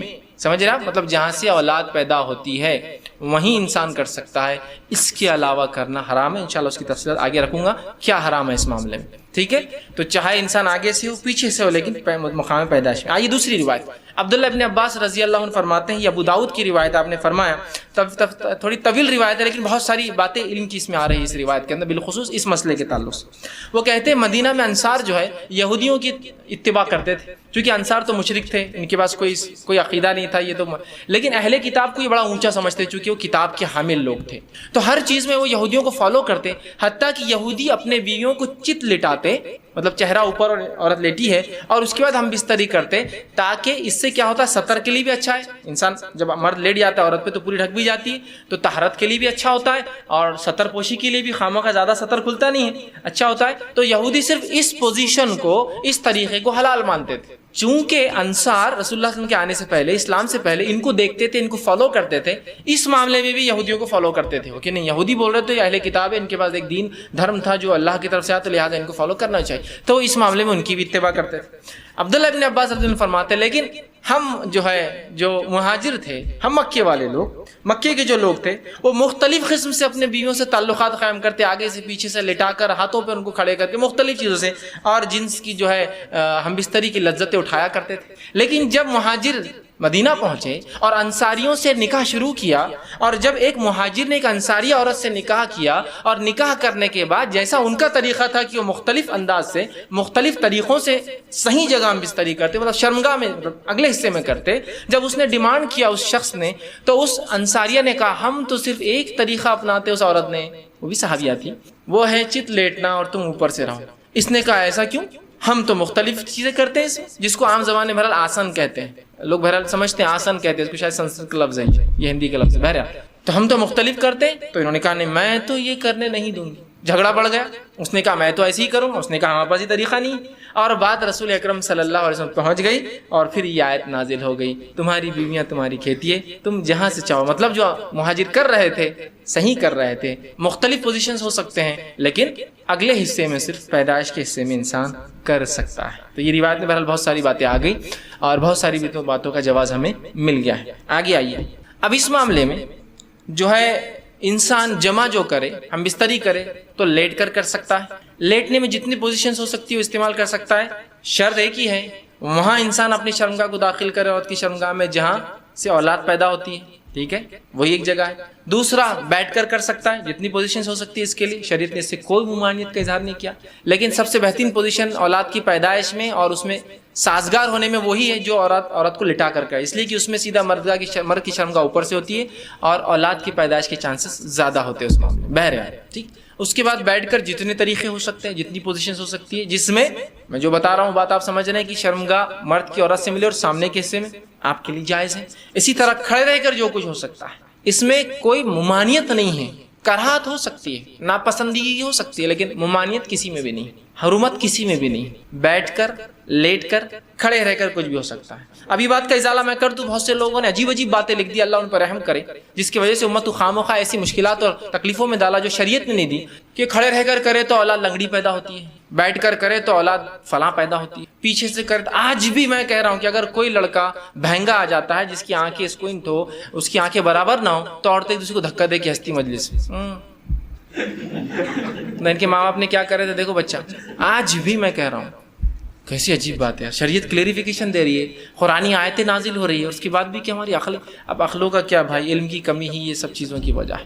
لا علمی جو نقصان پہنچاتی ہے نا، وہ کوئی چیز، کوئی ہتھیار، کوئی دشمن آپ کو جو نقصان نہیں پہنچائیں گے نا، آپ کی اور ہماری لا علمی اسلام کے تعلق سے نقصان پہنچاتی ہے۔ بہرحال تو کوئی بھی پوزیشن اختیار کر سکتی، کوئی ممانعت کسی بھی پوزیشن کی ثابت نہیں ہے، ٹھیک۔ اسی طرح سیکنڈ چیز، ہم بستری کے اندر بیوی کو چومنا اور بوسہ لینا جسم کے ہر حصے کو جائز ہے، تمام اعضاء کو چومنا یا بوسہ لینا آپ کے لیے جائز ہے۔ اس کے مختلف طریقے ہو سکتے، وہ تمام جائز ہے۔ بوسہ لینے کے مختلف طریقے ہو سکتے، پورے جائز ہے۔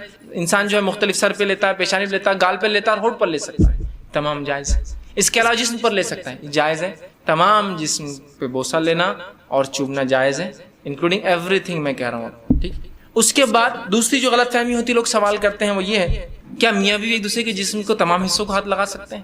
تو ہاں، میاں اور بیوی اپنے جسم کے تمام حصوں کو ہاتھ لگا سکتے، انکلوڈنگ ملا کر اپنی شرمگاہ کا اگلا اور پچھلا حصہ ہاتھ لگانے میں اجازت ہے۔ اسی طرح میاں اور بیوی اپنے جسم کے تمام حصوں کو دیکھ سکتے، انکلوڈنگ اگلا اور پچھلا حصہ شرمگاہ کا۔ کوئی نہ دیکھنا چاہے اس کا اپنا مسئلہ ہے، اس کی اپنی طہارت میں اس کا اعلیٰ مقام ہے، لیکن اس کی کوئی حرمت اور کراہت ثابت نہیں ہے، یاد رکھیے۔ اس لیے کہ آپ سے سوال ہو اللہ کے رسول ہم اپنے بیویوں کا کیا دیکھیں اور کیا نہ دیکھیں، تو کہا تم اپنے بیویوں کا سب کچھ دیکھ، اپنے بیویوں کا جو چاہو سب کچھ تم دیکھ سکتے، تو حدیث نے کھلی آپ کو اجازت دے رکھی، چھونے کے معاملے میں تمام اعضاء اور دیکھنے کے معاملے میں تمام اعضاء۔ یہ بات اس لیے کہہ رہا ہوں کہ بہت سے لوگوں نے پتہ نہیں ایسی باتیں کہہ دی، اللہ رحم کرے کہاں سے لایا مجھے نہیں پتا، کہ اگر بیوی کی شرمگاہ دیکھی تو اولاد بگڑی بھی پیدا ہوتی ہے۔ ارے اللہ، تو کیسے ریسٹرکشنز ہم دے رہے ہیں جو ریسٹرکشن شریعت کے نہیں ہیں، کیسے مطلب سوچیے نا آپ، کیسی عقل کام نہیں کرتی کہ ایسے کیسے ریسٹرکشن ہو سکتے ہیں، ٹھیک۔ تو لہٰذا اس بات کے تعلق سے لوگ بہت سوال کرتے ہیں، میں نے اس کا کلیریفیکیشن پورا بہرحال سوال کے تعلق سے دے دیا۔ دونوں ہی چیز یاد رکھیں، چھونے کے معاملے میں اور دیکھنے کے معاملے میں میاں اور بیوی کمپلیٹ رائٹ ہے، کمپلیٹ حق ہے، وہ جو چاہے اس معاملے میں کر سکتے ہیں، یاد رکھیں، ٹھیک۔ اب آئیے اس معاملے میں ہم بستری میں منائی کس چیز سے ہے وہ بھی دیکھ لیں، اور افضل کب اور کہاں اور کیسے ہے، ٹھیک، وہ بھی ایک دیکھ لیتے ہیں۔ آئیے آگے بڑھیے۔ تو اس معاملے ہم بستری میں دبر پیچھے سے مطلب شرمگاہ کے پچھلے حصے میں عورت کے داخل ہونا حرام ہے، جس کو عام زبان میں کہیں گے پیخانے کی جگہ، ٹھیک۔ عورتوں کے جو شرمگاہ ہوتی ہے وہ مردوں کے مقابلے میں مختلف ہوتی ہے اس معاملے میں کہ مرد کی شرمگاہ کا ایک ہی حصے سے پیشاب بھی نکلتا ہے اور منی بھی نکلتا ہے، لیکن عورتیں مختلف، تو عورتوں کے پیشاب کی جگہ الگ ہوتی ہے اور شرمگاہ الگ، جہاں اولاد پیدا ہوتی ہے وہ جگہ الگ ہوتی ہے، اور پیخانے کی جگہ الگ ہوتی ہے۔ تو مردوں میں 2 ہی حصے ہیں جہاں سے نکلتا، عورتوں میں 3 ہوتے ہیں۔ تو یاد رکھیے مرد کے لیے عورت کی جو ہے شرمگاہ کے علاوہ کوئی بھی عمل کرنا درست نہیں، اور بالخصوص دبر کی تو حرمت شریعت نے اتنی سخت ثابت کی۔ مسند احمد کی روایت ہے جو ہے ام سلمہ رضی اللہ عنہ فرماتی ہیں، جب مہاجرین انصار کے پاس مدینہ آئے تو ان کی عورتوں سے جو ہے شادیاں رچائی۔ مہاجر عورتوں کو زمین پر لٹا کر یا ان کے ہاتھ کو زمین پر رکھ کر گھٹنوں کے بل ان کو کر جمع کرتے تھے، فائدہ اٹھاتے تھے۔ مہاجرین میں سے ایک آدمی نے انصار کی عورت سے نکاح کر لیا اور ارادہ کیا کہ ویسے ہی کام کرے جیسا وہ ان کے پاس چلن تھا کرے، تو اس نے انکار کر دیا اور کہا جب تک رسول اکرم صلی اللہ علیہ وسلم پوچھ کر نہیں آؤں گی عمل نہیں کرنے دوں گی۔ اس نے کہا ٹھیک ہے جا پوچھ کر آ جا۔ وہ عورت صبح ہونے کے بعد رسول اکرم صلی اللہ علیہ وسلم کے پاس پہنچی، جب خدمت میں پہنچی تو بڑی شرم آئی، کیسے پوچھوں کیسے پوچھوں۔ تو ام سلمہ رضی اللہ عنہا جو آپ کی عزوج بیوی تھی ان سے کہا کہ ذرا آپ رسول اللہ سے پوچھ دیجئے نا کہ یہ عمل کیا جائز ہے۔ تو آپ صلی اللہ علیہ وسلم نے یہ آیت پڑھی جو آیت نازل ہوئی تھی سورہ بقرہ کی، میں نے پہلے لکھ دی، نساؤکم حرث لکم فاتوا حرثکم ان شئتم، تمہاری بیویاں تمہاری کھیتی ہے، جہاں سے چاہو داخل ہو جاؤ، جو ہے اور وہ آگے اللہ کے رسول نہیں مگر ایک ہی جگہ مقام پیدائش کا داخل ہو، لیکن نہیں مگر ایک ہی جگہ مقام پیدائش۔ تو اس سے پتہ چلا دبر میں داخل ہونا، پیخانے کی جگہ یا انال سیکس جس کو کہتے ہیں، شریعت میں حرام ہے، اور اتنا سخت حرام ہے کہ اس کی حرمت کے تعلق سے 3 ہی حدیثیں رکھتا ہوں آپ کے سامنے۔ پہلی حدیث آپ سے فرماتے ترمذی اور ابن حبان کی روایت، آپ نے فرمایا اور کہا اللہ تعالیٰ ایسے آدمی کی طرف نہیں دیکھیں گا یا دیکھنا گوارا نہیں کرے گا جو اپنی بیویوں سے دبر میں جمع کرتا تھا، پیخانے کی جگہ جو ہے جمع کرتا تھا، اس کی طرف دیکھنے والا نہیں، اللہ قیامت میں۔ اللہ کا نہیں دیکھنا مطلب اللہ کا رحم نہیں کرنا۔ دوسری روایت ابو داؤد کی روایت، آپ سے فرماتے وہ آدمی ملعون ہے، اللہ کے نزدیک لعنتی ہے، فرشتوں کے نزدیک لعنتی ہے، انسانوں کے نزدیک لعنتی ہے، جو فرماتے ہیں جو محاش یعنی دبر میں عورت کے داخل ہو۔ دوسری روایت۔ تیسری روایت بہت سخت ہے، آپ سے فرماتے ہیں نسائی کی روایت، آپ نے فرمایا جس آدمی نے حائضہ عورت سے ہم بستری کی، جس آدمی نے اپنے بیوی سے دبر میں دخل کیا، اور جس آدمی نے یا عورت نے جو ہے کسی کاہن کے پاس جایا، نجومی کے پاس گیا اور اس کی بات کی تصدیق کی، ہاں یہ تو صحیح کہہ رہا ہے، اس نے اس چیز کا انکار کیا جو محمد پر نازل ہوئی ہے، مطلب وہ شریعت کا منکر ہے، وہ کافر ہے۔ اب لا علمی میں سمجھتا ہوں کتنے لوگ یہ گناہ کر چکے ہیں اپنی زندگی، لوگوں کو لگتا ہے یہ تو کوئی بات ہی نہیں، روٹین آف لائف ہے، ٹھیک۔ لا علمی کتنی خطرناک ہو سکتی، سمجھ رہے آپ، کہ اس نے اس چیز کا انکار کیا جو محمد پر نازل ہوئی، وہ منکر شریعت ہے، وہ اسلام کا منکر آدمی جو دبر میں داخل ہوتا ہے۔ ہم کو معمولی لگتا ہے، شریعت کے نزدیک بہت سنگین جرم، تو علم بہت ضروری ہے ہر معاملے میں، بہرحال، ٹھیک۔ تو یہ تینوں روایت بہرحال اس چیز کی وضاحت کر رہی تھی کہ تحریم دبر ہے۔ اب آئیے کچھ باتیں وضاحت کے طور پہ جو سوالات مجھ سے کیے گئے تھے بیچ میں رکھتا ہوا چل رہا ہوں، میں نے کہا تھا ہر بار میں وضاحت کرتے رہوں گا، پوائنٹس ایڈ کرتے رہوں گا۔ پہلی چیز تو یہ کہ ایک سوال جو بار بار آتا ہے وہ یہ جو مجھ سے بہت سے لوگ کرتے ہیں، نکاح سے پہلے اکثر مجھے ای میل آتے ہیں، فون کالس آتے ہیں، بہرحال یہ میں کسی کا نام نہیں بتا رہا ہوں، لیکن ایک جنرل سینس میں اور لوگوں کے فائدے کے لیے باتیں بیان کر رہا ہوں میں. تو کوئی یہ نہ سمجھے کہ یار میں نے کیا تھا سوال، ایسا نہیں ہے. آپ کا مجھ سے ہزاروں لوگ سوال کرتے ہیں، ہزاروں ای میل آتے ہیں، ہزاروں کال آتے ہیں، تو آپ اپنے اوپر ہی مت لیں اس کو. کامن کوشچنس ہوتے ہیں، ہزاروں لوگ ایک جیسے سوال بھی کرتے ہیں. تو ان سوالات کو میں نے جمع کیا تاکہ وضاحت ہو جائے، چونکہ آپ لوگ بھی سنتے ہیں انٹرنیٹ کے ذریعے، پتہ نہیں کتنے ہزار لوگ اس کو اور سنیں گے، وہ فائدہ اٹھا سکتے ہیں. ایک چیز یہ ہوتی ہے کہ میری شرمگاہ بہت چھوٹی ہے، کیا میرا نکاح درست ہے؟ ایک کامن کوشچن ہوتا ہے جو لوگ کرتے ہیں. تو میں جنرلی ان کو آسک کرتا ہوں، تمہیں پتا کیسا چلا تمہاری شرمگاہ چھوٹی ہے؟ Who said you, who told you, کس نے بولا تم؟ دیکھیے اگر کوئی کہے میری گاڑی چھوٹی ہے اسی گاڑی سے، تو آپ کو کیسا پتا چلا آپ کی گاڑی چھوٹی ہے اسی گاڑی، جب تک آپ نے اسی گاڑی نہیں دیکھی؟ کامن ہے. کوئی اگر یہ کہے کہ میری شرمگاہ چھوٹی ہے، تو میرا بیسک کوشچن ہے کس نے کہا آپ سے؟ یہ دیکھیے نوجوانوں کے سوالات ہیں، اس لیے میں ان کو جواب دینے کی کوشش کر رہا ہوں، یہ میری خواہشات نہیں. کس نے کہا آپ سے؟ تو اس کا یہ کہاں سے شروع ہوا معلوم آپ کو؟ آپ نے گندی گندی پکچریں دیکھی ہوں گی، آپ نے تصاویر دیکھ لی ہوں گی، یا کچھ لوگ نے دیکھی نہیں ہوں گی لیکن ان کو دکھا دیے گئے، کچھ کو دکھائے نہیں ہوں گے، اچانک نظر پڑ گئی. اب نظر پڑنے سے کیا ہوتا ہے؟ یہ چیزوں میں انسان بہت محتاط ہوتا ہے. سمجھ لیجئے ایک میگزین تھی کوئی بری، نظر پڑ گئی اور اس میں اس نے دیکھ لیا مرد کی شرمگاہ جو کہ بہت بڑی تھی. اب وہ اپنے آپ کو کمپیئر کر رہا ہے اس اور یہ سوچ رہا ہے شاید. تو دیکھیے اس کی کوئی حقیقت نہیں ہے. اللہ رب العزت بہتر جانتا تھا آدمی کیسا اور کیسا نہیں ہو. ٹھیک ہے، تو انسان کی مرد کی شرمگاہ کے سائز ڈزنٹ میٹر، اس سے کوئی فرق نہیں پڑتا. طبی اعتبار سے، میڈیکل اعتبار سے اگر 2.5 انچ، 2.5 انچ یا اس سے زیادہ، یا 2 انچ سے ابا ہو، تو انسان مکمل طور سے جماع کی لذت سیکس کا بینیفٹ بھی اٹھا سکتا ہے اور اس کی اولاد کی پیدائش میں سے کوئی فرق نہیں پڑتا ہے. ٹھیک ہے، تو ایک کامن کوشچن لوگ کرتے ہیں، یہ اس برائی کی وجہ سے، یہ پتہ نہیں کیا کیا دیکھ لیتے ہیں، اس وجہ سے یہ ہوتا ہے اور اپنے آپ کو کمپیئر کرتے ہیں. آپ ان لوگوں کے چکر میں مت جائیے جو پتہ نہیں اینیمیشن اور ایڈیٹنگ کے ذریعے کیا کیا کر آپ کو بتا رہے ہیں اور آپ اس چکر میں. اور آج دنیا میں سب سے بگیسٹ جو سیلنگ جو انڈسٹری ہے وہ سیکس ٹوائز ہے. کیوں؟ اس لیے کہ لوگوں کو بتا دے گا تم اس لائق ہی نہیں ہو یہ عمل کرنے کے، اس لیے کہ اس کے لیے تو اتنا چاہیے، ایسا چاہیے، ویسا چاہیے. اور قومیں تو برباد ہو ہی گئی، ان کو تو چھوڑ ہی دیجیے. آپ امت مسلمہ کا نوجوان بھی بربادی کی طرف جا رہا ہے. یہ سب نکالیے اپنے ذہنوں سے، یہ سب فطری اعمال ہے. اس کے لیے اللہ رب العزت نے آپ کو فطری طور سے ویسا بنایا. ایک بار ایک شخص نے مجھ سے سوال کیا کہ ایک آدمی کی شرمگاہ بڑی چھوٹی ہے، اس نے بیوی عورت سے نکاح کیا، اس کا کیا معاملہ ہے؟ مطلب تجھ سے سوال کیا اس نے؟ تو کہا نہیں. تو کو فریق ثالث بنایا؟ تو کہا نہیں. تو پھر تو بیچ میں کیوں پڑتا ہے؟ جب وہ راضی اور یہ راضی، تجھے کیا کرنا ہے اس سے؟ What you have to do, تم کو کیا کرنا ہے اس سے؟ ٹھیک.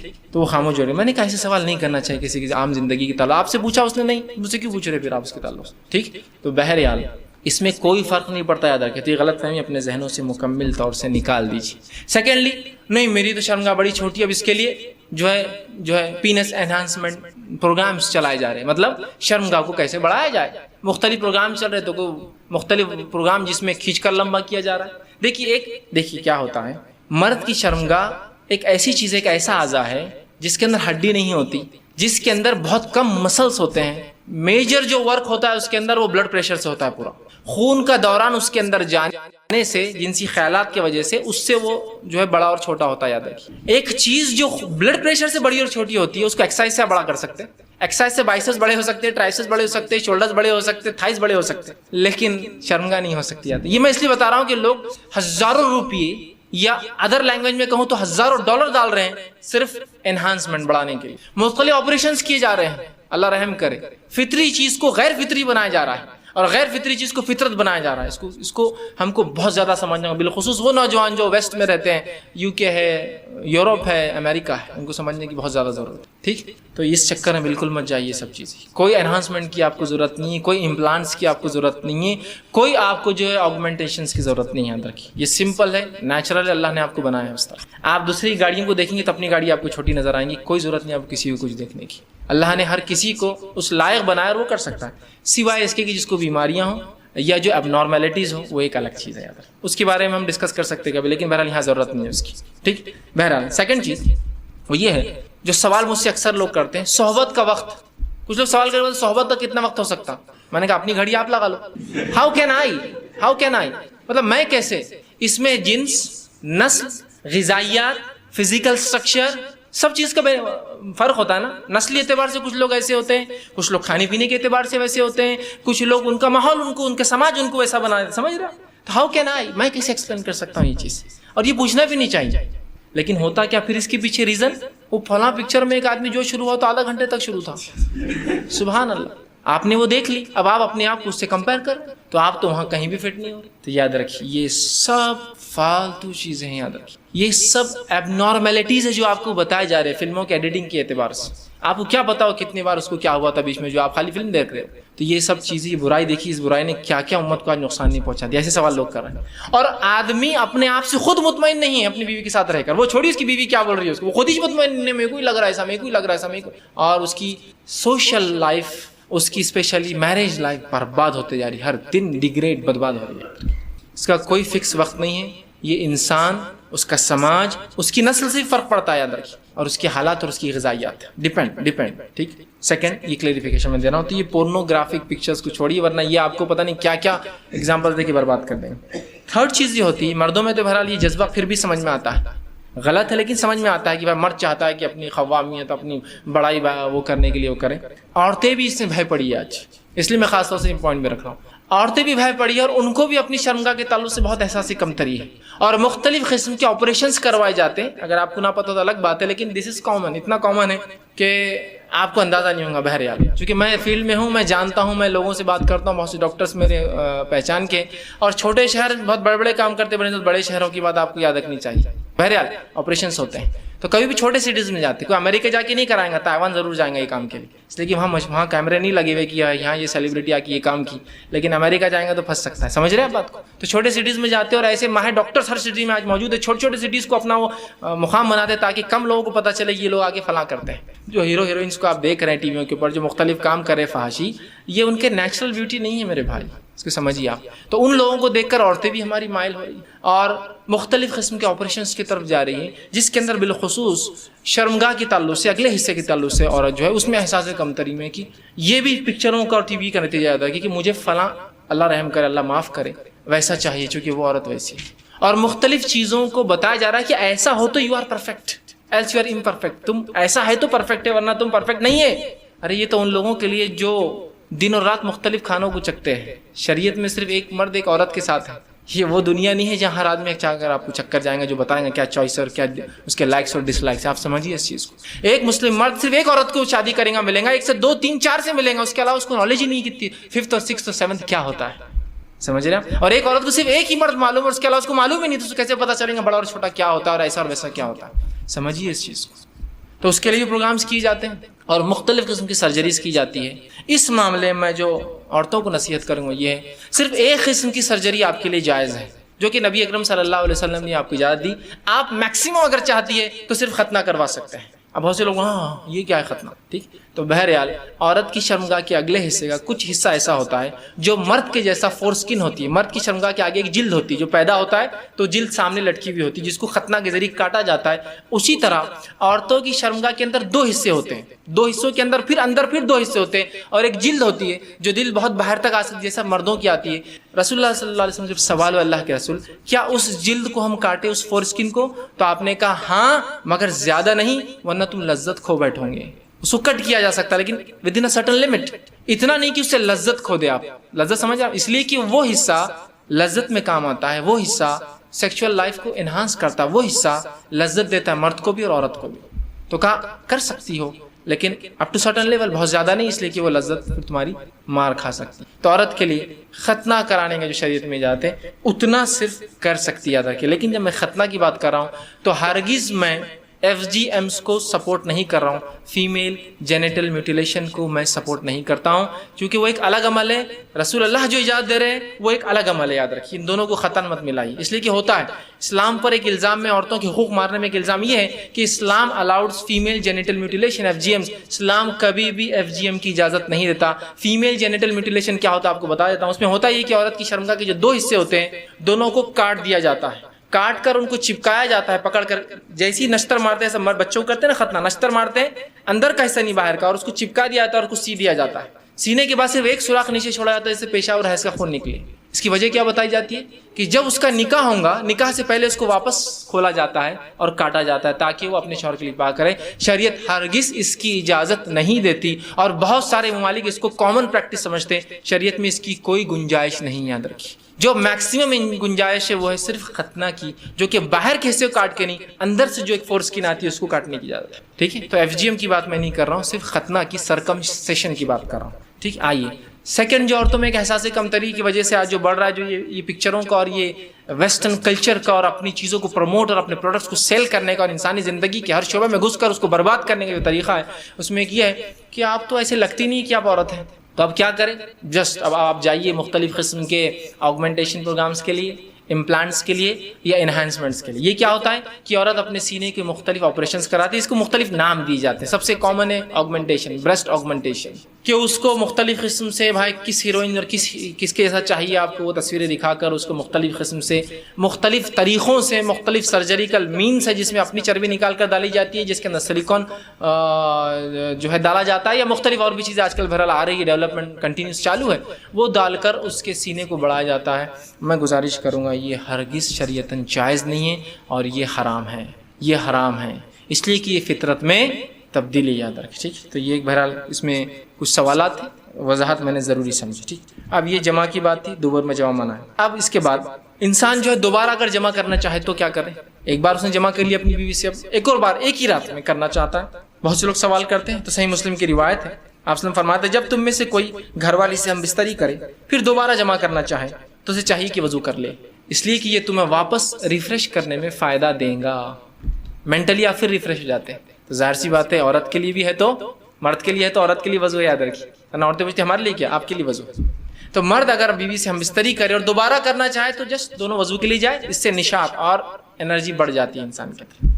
ٹھیک، انرجی بڑھ جاتی ہے. ٹھیک، تو وضو کر لے، یہ ایک طریقہ ہے آپ کو. پھر سے وہ جو اگر ہم بستری کرنا ہے تو وضو کرنا ایک طریقہ ہے. اسی طرح غسل کرنا بہرحال لیکن افضل ہے.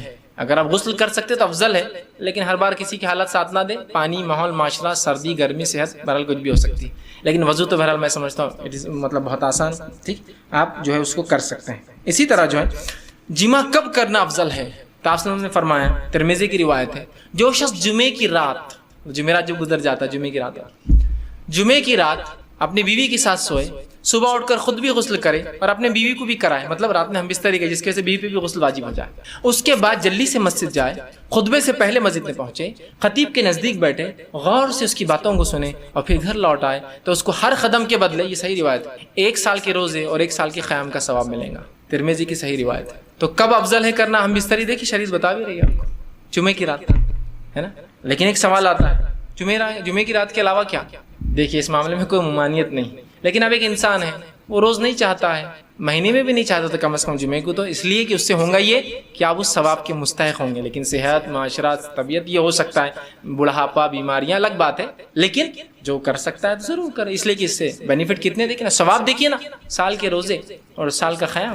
ٹھیک، تو بہرحال چاہے تو اٹھا سکتا. ٹھیک ہے، اسی طرح جو ہے انسان اگر جمع کر لے تو جو ہے اس کے بعد جو ہے غسل کرنا واجب ہے، یاد رکھیے. ٹھیک، غسل کرنا اس لیے کہ اس کے بعد اس کو عبادتیں کرنا ہے، بہت ساری نمازیں ہیں وہ، ٹھیک، اس کو غسل واجب ہے. ٹھیک، اور یہ افضل ہے، یاد رکھیے کہ وہ سونے سے پہلے غسل کر لے. ٹھیک، اگر سونے سے پہلے غسل نہ کر سکے تو اٹھنے کے بعد غسل کرے. یہ دونوں ہی باتیں رسول اکرم صلی اللہ علیہ وسلم سے ثابت ہے، یاد رکھیے. ٹھیک، اسی طرح میاں بیوی اکٹھے غسل بھی کر سکتے ہیں، یاد رکھیے، اکٹھے. اس لیے کہ حضرت عائشہ رضی اللہ عنہا فرماتی، صحیح مسلم کی روایت ہے، نبی اکرم صلی اللہ علیہ وسلم جو ہے میرے ساتھ رات گزارتے، اس کے بعد ہم کو غسل واجب ہوتا، ہم دونوں غسل کرتے، ایک بردت سے کرتے. رسول اللہ صلی اللہ علیہ وسلم جلدی جلدی کرتے، اس لیے کہ بلال رضی اللہ اذان دے چکے ہوتے تھے فجر، جلدی جلدی کرتے. مطلب اس سے پتہ چلا آپ ہم بستری کے بعد سو جاتے، اس کے بعد اٹھ کے غسل کرتے. ٹھیک، جلدی کرتے تو میں کہتی کچھ پانی میرے لیے بھی چھوڑ دیجیے، اور ہمارے ہاتھ ایک دوسرے کو اس ٹب میں ٹکراتے. اسی بات کا بھی ازالہ ہوگا جو لوگ یہ کہتے ہیں کہ عورت کا پانی میں ہاتھ چل رہا ہے تو پانی ناپاک ہو جاتا ہے. یہاں تو آپ ساتھ نہ رہے ہیں، ایک ہی برتن میں ہاتھ ڈال رہے ہیں، اور عائشہ کہہ رہی رضی اللہ عنہا کہ میرے ہاتھ سے آپ کے ہاتھ ٹکراتے اور میں کہتی تھوڑا پانی چھوڑ دو. تو وہ جو کچھ لوگ کہتے ہیں کہ پانی ناپاک نہیں ہوتا عورت کے ہاتھ ڈالنے سے. ٹھیک، اسی طرح ایک روایت آتی ہے جو معاویہ بن حیدر رضی اللہ عنہ فرماتے ہیں کہ نسائی کی روایت ہے، میں نے کہا اللہ کے رسول صلی اللہ علیہ وسلم ہم اپنے ستر کن کن سے چھپائے اور کن کن سے کھولے، اور کس سے چھپانا کس سے کھولنا ہے؟ تو آپ نے فرمایا اپنی بیویوں اور اپنے لونڈیوں کے علاوہ سب سے حفاظت کرو. اپنی بیوی اور لونڈیوں کو چھوڑ کر اپنی شرمگاہ کی حفاظت سب سے کرو. تو اس سے پتہ چلا اگر ساتھ نہاتے ہوئے شرمگاہ بھی دکھ جائے تو کوئی مسئلہ نہیں. دیکھ حدیث میں کیا ہے، اپنی بیویوں اور لونڈیوں کو چھوڑ کر شرمگاہ کی حفاظت سب سے کرو. مطلب بیویوں اور لونڈیوں شرمگاہ کی حفاظت نہیں ہے، اگر وہ دیکھ لے تو کوئی مسئلہ نہیں ہے اس کے اندر، یہ تو نہانے میں ہو سکتا ہے دکھ جائے. ٹھیک، اس لیے یہ وضاحت کے لیے میں نے یہ بات بہرحال آپ کے سامنے رکھ دی. اسی طرح جو ہے اب انسان نے ہم بستری کی اور سونا چاہتا ہے تو کیا کرے؟ مطلب غسل نہیں لینا چاہتا ہے، صبح لیں گا، فجر سے پہلے غسل لیں گا، تو کیا کرے؟ تو یاد رکھیے تو وہ سو جائے، لیکن سونے سے پہلے آپ نے فرمایا کہ وضو کر لے. تو آپ کو ہم بستری کر کے سونا ہے، ٹھیک ہے ایک بار، اور آپ فجر سے پہلے کرنا چاہتے ہیں تو آپ صرف وضو کر کے سو جائے، اس لیے کہ نسائی کی روایت ہے، حضرت عائشہ رضی اللہ عنہ فرماتی ہیں نبی کریم صلی اللہ علیہ وسلم جو حالت جنابت میں کھانے کا ارادہ کرتے یا سونے کا ارادہ کرتے تو آپ جو اپنی شرمگاہ دھوتے اور نماز کی طرح وضو کرتے. دو کام کرنا، شرمگاہ کو دھونا ہے اور نماز کی طرح وضو کرنا. اس معاملے میں جو طبی فائدے کی چیز ہو سکتی ہے وہ یہ ہے، میڈیکل بینیفٹ یہ ہو سکتا ہے کہ آپ اگر ارادہ کر رہے ہیں آپ سونے کا ہی تو آپ اگر پیشاب کر سکتے ہو تو کر لیں، اس لیے کہ میں نے ایسا پہلے کہا تھا مرد کی شرمگاہ کے اندر منی نکلنا اور پیشاب نکلنے کا راستہ ایک ہی ہے. ایسا ہو سکتا ہے کہ جب انسان ہم بستری کرے اور منی خارج ہو اور کچھ حصہ رہ جائے تو مختلف قسم کی بیماریاں ہوتی ہیں، تو جس کا سب سے بہترین حل ہے انسان یورینیٹ کر لے، پیشاب کر لے، تو وہ منی مکمل نکل جاتا ہے نالی سے اور وہ نالی جو ہے صاف ہو جاتی ہے. تو بہرحال طبی بینیفٹ یہ ہو سکتا ہے. تو آپ پیشاب کر لیں، وضو کریں، اور آپ کی حدیث ہے کہ آپ شرمگاہ دھوتے، واش کرتے اس کو دھوتے اور اس کے بعد جو ہے آپ صلی اللہ وضو کر کے سو جاتے. تو آپ میں سے کچھ لوگ یا ہم میں سے کچھ لوگ سونا چاہے تو سو بھی سکتے. یہ غلط فہمی کا ازالہ اس حدیث میں یہ ہے. بہت سے لوگ کہتے ہیں کہ جب تک انسان ہم بستری کر کے غسل نہیں کرے گا وہ حرام کاری میں رہیں گا، وہ لعنت میں رہیں گا اور شیطان اس پہ حاوی ہو جائے گا. کوئی بات نہیں ہے، آپ فجر سے پہلے اٹھ جائیے اور کر لیں، اس میں کافی. اسی طرح ایک سوال جو ہم بستری کیا صرف رات میں کر سکتے، چونکہ میں رات کی باتیں کر رہا ہوں جب سے نہیں، اس کے تعلق سے کوئی دن اور کوئی رات کی قید نہیں ہے. جیسا کہ ایک روایت آپ نے فرمایا کہ کوئی عورت اپنے شوہر کی اجازت کے بغیر نفل روزے نہ رکھے. دوسری ایک حدیث سنی، آپ نے فرمایا جب کوئی نوجوان کسی عورت کو دیکھے جس کی طرف اس کا دل مائل ہو جائے تو وہ اپنے گھر فوراً جا کے اپنے بیوی سے وہ کام کر لے، اس لیے کہ اس کے پاس جو ہے اس عورت کے پاس اس کے پاس بھی وہی ہے. تو ظاہر سی بات ہے ہر بار رات میں دیکھ کے نہیں آئیں گا، دن میں بھی دیکھ سکتا اور آ جائے گھر پر، ہے نا. اس سے میں جو بات نکال رہا ہوں وہ یہ ہے پہلی کہ روزے نفل روزہ عورت مرد کی اجازت سے مطلب اپنی شوہر کی اجازت کے بغیر نہ رکھے. کیوں؟ اس لیے ہو سکتا ہے اس کو ضرورت محسوس ہو اور آپ روزے سے ہو تو مشکل ہو تو پوچھ لیں، اس سے پتہ چلا دن میں بھی کر سکتا ہے. دوسری روایت وہ جس میں آپ نے فرمایا جب کسی لڑکی کو دیکھے اور انسان کا دل اس طرف جائے تو فوراً اپنے گھر جائے، اس لیے کہ جو اس کے پاس ہے اس کی بیوی کے پاس بھی ہے. اس سے پتہ چلا دن میں بھی کی جا سکتی ہے، لیکن رات میں بھی آپ کر سکتے ہیں. اور بہتر ہے اس لیے کہ انسان تمام مصروفیات سے فارغ ہو کر رہے. لیکن پھر بھی شریعت نے کوئی پابندی نہیں لگائی تو میں کون ہوتا ہوں پابندی لگانے والا، لہٰذا آپ کو اس کی اجازت ہے. تو یہ سوال کب کر سکتے، دن رات صبح اور شام، آپ کے لیے کوئی مسئلہ نہیں ہے. بس آپ اپنی نمازوں کی احتیاط اور پابندی کا دیکھیے کیا معاملہ ہے کہ غسل کرنے کا وقت ملے، نمازوں کو جانے کا آپ کو وقت ملے، وہ بہرحال آپ کا اپنا معاملہ ہے. ٹھیک، اس کے علاوہ جو ہے وضو کے تعلق سے جو بات آتی ہے وہ یہ ہے کہ وضو کرنا جو ہے سونے سے پہلے یہ سنت موقدہ ہے، یاد رکھیں. اس کے علاوہ حضرت عائشہ رضی اللہ عنہ اس کے تعلق سے فرماتی ہے، کہتی ہے آپ صلی اللہ علیہ وسلم جنابت کی حالت میں رات گزارتے، اتنے میں حضرت بلال تشریف لاتے اور اذان کہتے ہیں اور آپ کھڑے ہوتے اور غسل فرماتے. میں ان کے سر سے پانی گرتا ہوا دیکھتی، رسول اللہ کو دیکھتی نہاتے ہوئے دیکھتی تھی کہ آپ تشریف لے جاتے.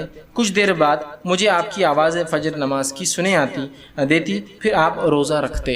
اس سے پتہ چلا ایک آدمی رمضانوں میں اپنی بیوی سے ہم بستری کر سکتا ہے، اس کے سو کر سحر سمجھے سحر جنابت کی حالت میں کر سکتا ہے، لیکن وضو ضروری ہے. وضو کہ تو کھانے اور سونے سے پہلے رسول اللہ شرمگاہ دھوتے وضو کر کے آپ کھانا کھا سکتے ہیں، مطلب سحر کر سکتے ہیں، اس کے بعد غسل کر کے آپ فجر کے لیے جائیے. تو بہت سے لوگ سوال کرتے ہیں کہ رمضان میں کیا، تو پتہ چلا رمضان میں بھی ہم بستری حلال ہے. یہ بات اس لیے میں نے خاص رکھی، بہت سے لوگ کہتے ہیں رمضان میں ہم بستری کریں تو اولاد نافرمان پیدا ہوتی، اس لیے کہ یہ فرمانبرداری کا مہینہ ہے اور آپ شادی کر رہے ہیں رات میں یہ کر رہے تو اس سے کیا فرمانبرداری ہو رہی. ایک بار میں چھوٹا تھا جب میں نے بات سنی تھی، کچھ خواتین بیٹھی تھی اور کہا کہ ایک آدمی کا نکاح ہوا، اس کا نکاح ہوا 26 کے اثر میں، مطلب 26 رمضان کی اثر میں، مطلب رات میں قدر ہندوستان کے اعتبار سے اس رات قدر تھی. ٹھیک، ویسے قدر تو 21 23 25 27 اور 29 میں سے ایک ہے، لیکن ہندوستان میں 27 ہے. سب عورتیں آپس میں بات کری آج کیا کریں گے، یہ دونوں عبادت کریں گے کیا کریں گے آپس میں. تو اسی بولی عبادت میں کہاں دن لگنے والا ان کا، بولے آج رات میں، آج تو گئی اس کی رات برباد ہوگی لیکن اس کی اولاد نافرمان ہوگی. دوسری بولنے لگی نہیں صرف اولاد نافرمان نہیں، ان کی دیکھنا تھوڑے دن میں طلاق ہو جائیں گی، عبادت کے مہینے میں شادی طلاق ہو جائیں گی ان کی. استغفر اللہ. اندازہ لگائیے جس شریعت نے ہم بستری کو بھی صدقہ کہا، اور صدقہ یہ بھی عبادت ایک قسم کی ثواب دیتا ہے نا. آگے میں تفصیلات رکھ رہا ہوں انشاءاللہ. تو رمضان میں کوئی ممانعت نہیں ہے، نہ شادی کی ممانعت نہ ہم بستری کی ممانعت. ہاں فجر کے لیے آپ کو غسل واجب ہے، سحر کے لیے نہیں، تو سحر کر لیجیے، فجر کے لیے غسل کیجیے اور جائیے. ٹھیک، اسی طرح پانی اگر نہیں ہے اور سونا چاہ رہے آپ تو بحقیقی کی ایک روایت میں آپ صلی اللہ علیہ وسلم تیمم بھی کیا، تو آپ تیمم کر کے سو جائیے. ٹھیک، پانی نہیں ہے آپ کے لیے وضو کے لیے تو آپ تیمم کر کے سو سکتے. شرمگاہ دھو لیجیے، تیمم کیجیے، اور اگر پانی بالکل بھی نہیں ہے تو شرمگاہ بھی نہیں دھو سکتے، آپ تیمم کر لیجیے اور سو جائیے. ٹھیک، اسی طرح اگر سونے سے پہلے غسل کر لے، غسل جنابت افضل ہے، نہ کر سکتے اٹھنے کی بات کریں.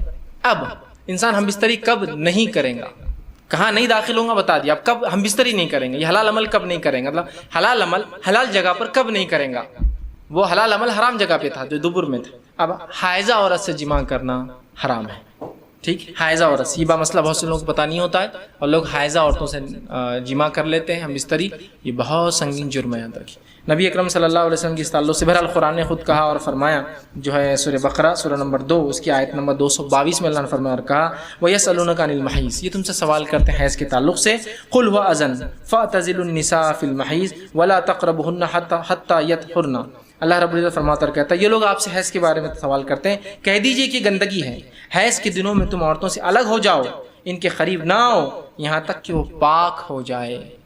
ٹھیک ہے, تو حیض کی حالت میں آپ ہم بستری نہیں کر سکتے جب تک کہ وہ پاک نہ ہو جائے. وہ یہ ہے کہ آپ جو ہے غسل کر لیں اور اس کے بعد ہم بستری کریں. ایسا حائضہ عورت ہے, حیض ختم ہوا, غسل کر لے, بینیفیشل, زیادہ فائدہ مند ہے. ٹھیک, اسی طرح حائضہ عورت سے اگر کوئی جماع کر لے تو یہ حرام ہے. اس کی دلیل میں نے آپ کو پہلے رکھ دی تھی. آپ صلی اللہ علیہ وسلم نے فرمایا جو شخص حائضہ سے ہم بستری کرے, دبر میں داخل ہو اور کاہن کے پاس جائے, اس نے اس چیز کا انکار کیا جو محمد صلی اللہ علیہ وسلم پر نازل ہے. کتنا سخت جرم ہے. دوسرا, جو حیض کی حالت میں بیوی سے ہم بستری کرے اس کا کفارہ آدھا, نصف دینار یا 1 دینار ہے. دینار, اور دینار سونے کا سکہ ہوتا تھا, اور 1 دینار 4 گرام کا اور نصف دینار 2 گرام سونا ہوتا. تو یہ صدقہ دینا پڑے گا, 2 گرامس آف گولڈ اور 4 گرامس آف گولڈ. ٹھیک, اگر آپ نے یہ کام کیا کہ آپ نے بیوی سے اس حالت میں ہم بستری کی, اگر یہ بھی نہ ہو تو جو کچھ صدقہ کر سکتے کیجئے. ایک غلط فہمی جو ہوتی ہے وہ اس کا ازالہ یہاں کر رہا ہوں, وہ ضروری ہے کہ ایک ترمذی کی ایک روایت, لیکن یاد رکھیے یہ روایت صحیح نہیں ہے. وہ یہ ہے کہ اگر ہم حیض کی حالت میں کوئی شخص اگر اپنی بیوی سے ہم بستری کرے تو اولاد ہجڑا پیدا ہوتی ہے, اور ہر ہجڑا شیطان کی اولاد ہے. یہ روایت بالکل صحیح نہیں ہے, لیکن یہ بات میڈیکلی پروفڈ ہے کہ حیض کی حالت میں بھی جو ہے حمل ٹھہر سکتا ہے. یاد رکھیے بہت ناممکن جیسے, لیکن ہو سکتا ہے, ایسی اب نارملٹیز ہو سکتی ہے کہ ٹھہر جائے. ٹھیک, ناممکن جیسی چیز نہیں, ویسے ہوتا نہیں لیکن ہو سکتا ہے. یاد رکھیے, تو آپ جو روایت ہے کہ ہجڑا, بہرحال یہ روایت صحیح نہیں ہے, لیکن یہ بہت سنگین جرم ہے اور ہم کو اس سے قطعاً اس کے قریب جانے کی کوشش نہیں کرنا چاہیے. جو ہے نسائی کی روایت ہے, عبداللہ بن عباس رضی اللہ عنہ فرماتے ہیں ایک آدمی کے بارے میں روایت نقل کرتے ہیں کہ جو حیض کی حالت میں بیوی سے ہم بستری جماع کرنے کے تعلق سوال کر رہا تھا, تو آپ نے فرمایا اس کا کفارہ نصف دینار یا 1 دینار ہے, اور 1 دینار سونے کا 4 گرام کا سکہ ہوتا تھا. ٹھیک ٹھیک, اسی طرح اب حائضہ عورت سے پھر کیا کیا جا سکتا ہے, کہاں تک فائدہ اٹھایا جا سکتا ہے. تو آئیے اس کے تعلق سے بات سن لیجیے. نبی اکرم صلی اللہ علیہ وسلم فرماتے ہیں, صحیح مسلم کی روایت ہے, جماع کے علاوہ ان سے سب کچھ کرو, ہم بستری کے علاوہ سب کچھ کر سکتے. دوسری روایت جو بخاری کی آپ نے فرمایا اور کہا رسول اللہ صلی اللہ علیہ وسلم ہم عورتوں کو, مطلب امہات فرما رہی ہے کہ ہم عورتوں کو, مطلب اپنی بیویوں کو رسول اکرم صلی اللہ علیہ وسلم ماہواری کے ایام میں حکم فرماتے تھے کہ وہ اپنا ایزار سختی سے باندھ لے, شرمگاہ کو اچھے سے کپڑے سے چھپا لے, باندھ لے, اور پھر اس کا خاوند اس کے لیے لیٹے, اور کبھی کہتے کہ مباشرت جماع کے علاوہ سب کچھ کرے. مطلب خاوند اپنی بیوی کے ساتھ صرف شرمگاہ کو اچھے سے باندھے, اس کے علاوہ تمام فائدہ اٹھا سکتا ہے, بوسو کنار کر سکتا ہے, ساتھ لیٹ سکتا ہے, چھو سکتا ہے, سب کچھ کر سکتا ہے, سوائے ہم بستری کو چھوڑ کر تمام فائدے اٹھا سکتا ہے. اور جو آیت نے کہا تو ان سے دور رہو, وہ دوری سے مراد یہ سیکشول دوری, یاد رکھیے, جنس قائم مت, مطلب ہم بستری مت قائم کرو, وہ دوری ہے نہ کی, کہ تو آپ نے یہ عمل کیا اور آپ سے بھی بہت ساری باتیں ثابت ہوتی ہے. ٹھیک, اسی طرح عورت کے پاک ہونے کے بعد انسان جو ہے اس سے کب جماع کر سکتا ہے, تو عورت جب پاک ہو جائے, مطلب اس کا حیض کا خون رک جائے, اس کے بعد وہ غسل کر لے, تو اس کے بعد بہرحال پھر آپ جو ہے اپنی بیوی سے جو ہے ہم بستری جو ہے بہرحال کر سکتے ہیں. اسی طرح جو ہے نیت میاں بیوی کے نکاح کے اندر کیا ہو. ٹھیک, کہ ایک انسان نکاح کر رہا ہے تو اس کی نکاح کے اندر نیت کیا ہو اپنی بیوی سے جب وہ نکاح کر رہا ہے. ہاں, دوسری ایک بات بہرحال چھوٹ گئی تھی, وہ یہ کہ نفاس والی عورت سے بھی ہم بستری کرنا بہرحال جائز نہیں. نفاس مطلب حیض وہ خون ہوتا ہے جو مہینے کے کچھ مخصوص ایام میں آتا ہے, مینسس جس کو کہتے ہیں, اور نفاس وہ خون ہوتا ہے جو اولاد کی پیدائش کے بعد آتا ہے, اور وہ اس کی بھی ایام مختلف ہو سکتے ہیں, عورتوں کے مختلف کیفیات, حالات, فزیکل معاملات کے اعتبار سے وہ 10 دن بھی ہو سکتا ہے اور 40 دن اپ ٹو 40 ڈیز بھی ہو سکتا ہے, لیکن ضروری نہیں کہ 40 ڈیز ہی ہو. تو نفاس اور حیض کی حالت میں وہ نہیں کر سکتا, بس 2 ہی حالت ایسے ہیں. ٹھیک, اسی طرح جو ہے شوہر اگر بیوی کو ہم بستری کے بلائے تو بیوی کا کام ہے کہ اس کو انکار قطعاً نہ کرے. آپ صلی اللہ علیہ وسلم فرمایا کہ جب اگر تمہارا شوہر تمہیں اونٹ کے اوپر جو ہوتا ہے نا رکھا ہوا ٹریولنگ کرتے, اگر وہاں بھی بلائے ہم بستری کے لیے تو تم کو جانا پڑے گا. تو عورت انکار نہ کرے, اس لیے اگر انکار کریں گی تو اس کے نقصانات پھر بہت سارے ہو سکتے ہیں مرد کو, اور وہ پھر مختلف جگہوں پر آپ کو چھوڑ کر نکل سکتا ہے کہ بھائی اس بیوی سے تو میرا اطمینان نہیں ہو رہا. مطلب شرعی عذر تو الگ بات ہے، آپ بیمار ہیں، آپ کو حیض ہے، آپ نفاس کی حالت میں، شوہر کو نہیں پتا، یا آپ کی تندرستی نہیں ہے، صحت نہیں ہے، آنکھ میں تکلیف ہے، پیر میں تکلیف، وہ الگ بات ہے، آپ نہیں کر، لیکن عام حالت میں انکار نہیں کرنا چاہیے۔ ایک دوسری روایت میں آپ نے فرمایا اگر کوئی خاوند اپنی بیوی کو بلائے اور وہ انکار کر دے آنے سے تو اس پر جو ہے اللہ کی فرشتوں کی لعنت ہوتی ہے، اور حوریں جو جنت میں اس شخص کے لیے اگر وہ جنتی ہوں گی تو وہ بھی اس پہ لعنت بھیجتی اور کہتی ہے اے خاتون یہ تھوڑے دن کے لیے تیرے نکاح میں، پھر تو ہمارے پاس آنے والا ہے، اسے تکلیف نہ پہنچا۔ ٹھیک ہے، تو یہ بات بڑی اہم ہے کہ عورتیں خواہ، چونکہ آج کل عورتیں ہوتی ہیں کہ نہیں بھائی میرا دل نہیں ہے، تو ایسا نہیں، اس لیے کہ نکاح کے ایک اہم مقاصد میں سے یہ کہ انسان اپنی تسکین وہ کرے، اور ہو سکتا ہے اس نے باہر کچھ دیکھ لیا ہو، اسے ضرورت ہو اور آپ سمجھ نہیں پا رہے ہو ضرورت کو، تو ضرور جو ہے عورت خام و خواہ ہاں ریزن کوٹ کرے اور اس کے بعد رک جائے، ایک الگ بات ہے، لیکن خام و خواہ اس کو وہ نہ کرے۔ اسی طرح نکاح میں میاں اور بیوی کی نیت کیا ہو، یہ ہم بستری میاں بیوی کی نیت کیا ہو، یہ بھی ہم ہو گئے، نیت بڑی اہم چیز ہے نا، انما الاعمال بالنیات، اعمال کا انحصار نیتوں پر ہے۔ تو آئیے ہم دیکھتے ہیں کہ دونوں کا نکاح اگر کر رہے ہیں تو نکاح میں یہ نیت ہو کہ اللہ جو ہم گناہ سے بچنے، حرام سے بچنے اور تیری حلال کردہ چیز کو اختیار کر رہے ہیں، گناہ زنا سے بچنے، حرام کاریوں سے بچنے کہ انسان خود کر لے، اور جو ہے تیری حلال کردہ چیز کو اپنا رہے ہیں، اور اس کے ذریعے نیک اولادیں پیدا ہوں گی جو ہم تیری راہ میں، تیرے دین کی راہ میں جو ہے اس کو جو ہے لگائیں گے۔ یہ نیت ہونا چاہیے انسان کی ہم بستری سے پہلے، اور اس کا بھی ثواب ہے۔ آئیے روایت نبی اکرم صلی اللہ علیہ وسلم سے بعض صحابہ نے پوچھا اللہ کے رسول صلی اللہ علیہ وسلم، یہ مالدار صحابہ، صاحب ثروت لوگ جن کے پاس مال و دولت ہے، یہ نماز پڑھتے ہیں، روزہ رکھتے ہیں، لیکن اس کے علاوہ زکوٰۃ دیتے ہیں، جہاد پہ مال خرچ کرتے ہیں جو کہ ہم سے زیادہ ہوتا ہے، تو آپ صلی اللہ علیہ وسلم کو ذکر بتایا اور کہا یہ ذکر تمہارے لیے صدقہ ہے، اس کا اجر ملے گا۔ تو صحابہ میں سے کچھ لوگوں نے کہا اللہ کے رسول کیا ذکر کرنے کا بھی صدقہ ہے؟ تو آپ نے کہا ہاں اس کا بھی صدقہ ہے، اور کہا تسبیح کرنا صدقہ ہے، لا الہ الا اللہ کہنا صدقہ ہے، نیکی کا حکم دینا صدقہ ہے، برائی سے روکنا صدقہ ہے، حتیٰ کہ اپنے بیوی سے ہم بستری کرنا بھی صدقہ ہے۔ تو صحابہ نے کہا اللہ کے رسول ہم تو اپنا فائدہ اٹھا رہے ہیں، وہاں اپنی خواہش پوری کر رہے ہیں ہم بستری کر کے، اور اس کا بھی ہم کو ثواب ملے گا۔ تو کہا ہاں اگر تم زنا کرو تمہیں شریعت سزا دیتی ہے؟ تو کہاں سزا دیتی ہے؟ تو کہا پھر جب تم حلال طریقے سے وہ کام کرتے ہو تمہیں ثواب بھی دیتی ہے، جب حرام کرو تو سزا ہے، تو حلال کرو تو ثواب بھی ہے، تو یہ بھی صدقہ ہے۔ دیکھیے کتنا پاکیزہ دین ہے۔ تو بہت سے لوگ جو کہ رمضان میں عبادت کے خلاف، تو پھر یہ کیا ہے؟ صدقہ ہے نا، یہ بھی تو یہ کوئی گناہ ہے، کوئی حرام کام ہے؟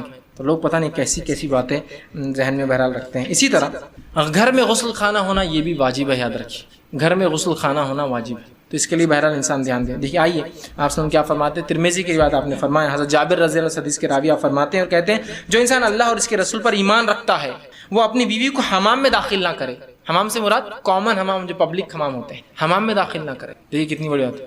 آگے فرماتے ہیں جو کوئی اللہ اور اس کے رسول پر ایمان رکھتا ہے، بات بڑی اہم ہے اس لیے اللہ اور اس کے رسول پر ایمان کی بات ہے، رکھتا ہے وہ حمام میں کپڑا باندھے بغیر داخل نہ ہو، اس لیے کہ میں نے کہا نا جہاں لوگ حمام میں ننگے داخل ہوتے ہیں، آج بھی بہت سے حمام میں جہاں لوگ مرد رہتے ارے مرد تو ننگے داخل ہوتے، تو کہا کوئی مرد حمام میں بغیر کپڑا سطر ڈھاکے کے داخل نہ ہو جو اللہ اور رسول پر ایمان رکھتا ہے۔ پھر آگے فرمایا حمام میں کپڑا باندھے ہوئے داخل نہ ہو، اور جو کہ اللہ اور اس کے رسول پر ایمان رکھتا ہے وہ کسی ایسے دسترخوان پر نہ بیٹھے جس پر شراب رکھی ہوئی ہے۔ تو عورت کے لیے کامن باتھ روم حرام ہے، مرد کے لیے کامن باتھ روم صرف ستر ڈھک کر حلال ہے، اور شرط ہے کہ وہاں اندر بھی لوگ ستر ڈھکے بھی، ورنہ آپ بولے میں تو ڈھاکا ہوں لیکن وہ تو ننگے ہیں نا، آپ نہیں جا سکتے، وہ تو غلط کام کر رہے ہیں، اس لیے کہ مرد کے لیے مرد کی شرمگاہ دیکھنا ہمیں، عورت کے لیے عورت کی شرمگاہ بھی دیکھنا حرام ہے۔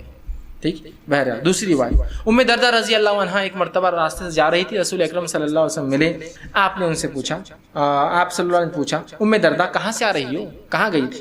تو انہوں نے کہا اللہ کے رسول صلی اللہ علیہ وسلم حمام سے آ رہی، مطلب کامن باتھ روم یوز کر کے آنو پبلک۔ تو آپ نے فرمایا اس ذات کی قسم جس کے قبضے قدرت نے میری جان ہے، کوئی عورت ایسی نہیں جو اپنے ماں مطلب والدین اور خاوند ان دو کے حمام کے گھر کے علاوہ اگر اپنے کپڑے اتارے مگر یہ کہ یہ اپنے اور اپنے رب کے بیچ کے سارے پردے چاک کر دیتی، اپنے اور اپنے رب کے بیچ میں سارے معاملات تو ختم کر دیتی۔ جو عورت اپنے باپ کے گھر کے علاوہ اور اپنے شوہر کے گھر کے علاوہ کپڑے اتارنے کی عورت کو اجازت نہیں ہے۔ جو عورت اپنے باپ کی اور ماں کی مطلب اپنے مائکے اور سسرال کے علاوہ اگر کپڑے اتارتی، چونکہ ام دردہ پبلک باتھ روم میں گئی تھی نا، وہاں کپڑے اتاری، نہائے بغیر کپڑے کیسے اتاریں گے، کپڑے اتارے بغیر نہا کیسے سکیں گے؟ تو کہا قسم ہے اس ذات کی میرے ہاتھ میں جان ہے، کوئی عورت اپنے شوہر اور اپنے ماں کے گھر کے علاوہ اگر کپڑے اتارتی ہے تو اللہ اور اس کے بیچ کے سارے پردے چاک کر دیتی ہے۔ یہ ان عورت کے لیے بالخصوص ہے کہ عورت خامخواہ گھر سے باہر نہ نکلے، خامخواہ نہ جائے۔ بہت سی عورتیں شادیوں میں جاتی ہیں اور ہالس کے اندر کپڑے بدل رہی ہیں، درست نہیں ہوگا۔ کیسے آپ کی اجازت ملیں؟ یہاں کیا فرمایا آپ نے؟ کپڑے نہیں اتار سکتی عورت، اس لیے کہ بہت رسک ہے، اور کتنی احتیاط کے ساتھ حدیث اندازہ لگا لیجیے آپ، کتنی احتیاط اس حدیث کے اندر۔ آج اکثر جو عام لوگوں کے ساتھ بھی اسکینڈلز ہو رہے وہ اسی وجہ سے ہو رہے، وہ بد احتیاطی کر رہے، کپڑے اتار رہے، کیمرے لگے ہوئے ہر طرف، نیٹ پہ اکثر جو فوٹوز آ رہی ہے، جو لوگ بدنام ہو رہے ہیں وہ ایکچولی بیچارے برے لوگ نہیں ہوتے ہیں، بہت سی بار صرف ان کو کیپچر کر لیا جاتا ہے۔ احتیاط دیکھی کیسی بتا دی آپ صلی اللہ علیہ وسلم۔ اب ہم باہر گئے، پھر ہوٹل میں نہانا کیسے؟ نہیں، کپڑا اپنا سطر ڈھک کر نہیں، عورت بھی اپنا سطر دوپٹہ باندھ لے پورا، اور پھر نا سمجھ رہے ہیں بات کو، ضرورتیں ہو سکتی ہے، حل نکالنا وہ ایک الگ چیز ہے، ٹھیک ہے؟ تو بہرحال اس معاملے کو سمجھیں۔ اسی طرح میاں بیوی جب ملتے ہیں تو اس کے بعد جو ان میں وہ عمل ہوتا ہے اس کے بارے میں بات کرنا شریعتاً حرام ہے، یاد رکھیے۔ بہت سے لوگ ڈسکس کرتے ہیں، بہت سے لوگ ڈسکس نہیں کرتے، تو بہت سے لوگ ان سے پوچھتے ہیں کیا ہوا بھائی، بہت سے لوگ پوچھتے ہیں۔ اب شادی ہوئی کسی کی تو ہر آدمی جب آفس میں آ رہا ہو کیا ہوا بھائی، ہے نا؟ اور یہ راز کھولنا اتنا سخت جرم ہے، پہلے میں اس کا جرم رکھتا ہوں اور بعد میں ہمارے سماج میں کچھ وضاحتیں رکھتا ہوں۔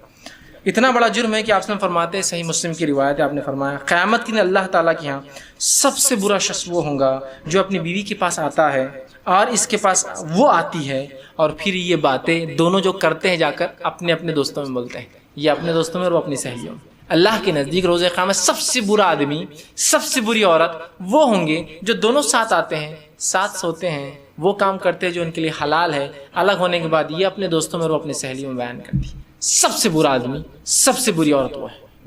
لیکن آج تو ہمارے پاس بہرحال یہ ایک دم کامن فینومینا ہے، بلکہ ہمارے پاس یہ غلط فہمی تو یہ ہے کہ ولیمہ تب حلال ہوگا کہ اگر ہم بستری ہوئی تو وہ صبح جب ولیمے میں آتا دوست یا رشتہ دار بولتے حلال ہے کیا ولیمہ؟ اندازہ لگائیے بے شرمی اور بھائی کو شیطان نے کیسا لیگلائز کر دیا۔ رسول اللہ فرما رہے لعنت ہے، سب سے زیادہ برا انسان وہ ہے روز قیامت، سب سے برا وہ ہے، سب سے برا شخص، سب سے برا سمجھتے ہیں نا، سب سے برا، سب سے گھٹیا۔ اور ہم پوچھ رہے ہیں ایک دوسرے سے، ارے یہ پوچھنا تو چھوڑ دیجیے، میں ایک واقعہ سناتا ہوں آپ کو۔ صرف ایک صاحب تھے، ان کا نکاح ہوا، نکاح ہونے کے بعد وہ بڑے پریشان نظر آئے، باتیں آ جاتی ہے بہرحال پھر پہنچ جاتی ہے، اڑتے اڑتے آ جاتی ہے، لوگ بیان کرتے ہیں۔ ہوا یہ کہ ان کے بیوی کے ذہن میں بھی یہ بات تھی کہ نکاح تب تک حلال، ولیمہ جب تک حلال نہیں ہوتا جب تک ہم بستری نہ ہوئی۔ انہوں نے دوسرے دن اپنی والدہ کو شادی کے 1 مہینہ 2 مہینے بعد بول دی کہ جو تم نے کھائے تھے نا ہمارے ولیمے میں آ کے جب حرام تھا بولے۔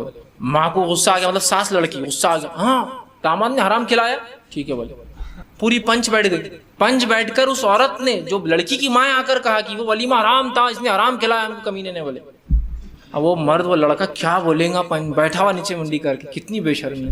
سب سے پہلی چیز یہ بات یاد رکھیے، مرد اور عورت کا جب پہلی بار ملتے ہیں میاں اور بیوی، وہ عمل جس عمل کے تعلق سے آپ پوچھ رہے ہیں وہ ہونے کے بعد ولیمہ حلال ہوا نہیں ہوا، وہ عمل کبھی کبھار پہلی رات ہونا پاسبل ہوتا ہی نہیں ہے۔ دس از سم تھنگ نیچرل، یہ بہت قدرتی بات ہے۔ اس لیے کہ میں نے کہا نا، مرد اور عورت کو میکینیکل مشین نہیں ہے کہ یہاں سے یہ لا اور یہاں فٹ کر دیا تو ایگزیکٹلی فٹ ہو جائیں گے۔ دے آر ناٹ میکینیکل، وہ ہیومن بینگس ہیں، اس میں بہت ساری مسئلے ہوتے ہیں، مصلیحتیں ہوتی ہیں، عمر ہوتی ہے، ایج گروپ فیکٹر ہوتا ہے، جس کو فزیکل فیکٹرز ہوتے ہیں، جسمانی فیکٹرز ہو سکتے ہیں، سمجھ رہے ہیں آپ بات؟ ان سب کو ہم کو کنسیڈر کرنا پڑے گا، اس کے بغیر آپ کیسا سوچ رہے ہیں؟ تو یہ پاسبل ہی نہیں ہوتا، اور ہر آدمی آ کے حلال ہے کہ حلال ہے کہ، اور اس کا دماغ خراب کرتا ہے۔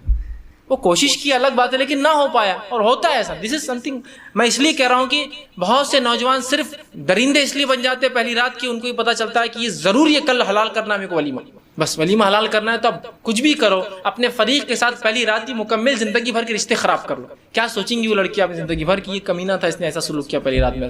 پاسبل نہیں ہے، تکلیفیں ہوتی ہے۔ میں بتا رہا ہوں نا آپ کو، ڈاکٹر دواخانے جانا پڑتا ہے، اس حد تک نوبتیں آ جاتی ہیں، اس لیے کہ بس ولیمہ حلال کرنا ہے اپنے، ولیمہ حلال کرنا ہے اپنے۔ تو میں کہتا ہوں ایسے لوگ جو سوال کرتے ہیں نا، ان کو نزدیک ادھر آئیے بولنا اور ایک زور سے کھینچ کے دینا، حلال ہے بولنا، جاؤ حلال ہے۔ کسی کو اور سوال ہے بولنا؟ رسول اللہ فرما رہے سب سے برا شخص جو بولے، اور تم پوچھ رہے ساس کیس ڈال رہی ہے اپنے داماد پر کہ حلال نہیں تھا، تعجب کی بات ہے، اللہ رحم کر۔ کیا جہالت بولیں گے۔ کبھی توحید اور شرک پر ایسا نہیں ہوا کہ یہ شرک مشرک ہے اس لیے کبھی پنج بٹھایا جائے، یہاں بٹھا رہے برابر۔ کیا عجیب بات ہے، کیا مطلب اس کے بارے میں غلط فہمیاں ہم میں پائی جا رہی ہیں، اندازہ لگائی۔ تو ولیمہ حلال ہے پوچھنا یہ حرام ہے، یاد رکھیے، اس لیے کہ اگر وہ ہاں کہیں گا مطلب وہ بتا رہے کہ ایسا ہوا، تو آپ یہ نہیں کہہ سکتے کہیں یہ بے شرمی کی بات ہے، شریعت مجھے اس کی اجازت نہیں دیتی ہے۔ سمجھ رہے ہیں بات؟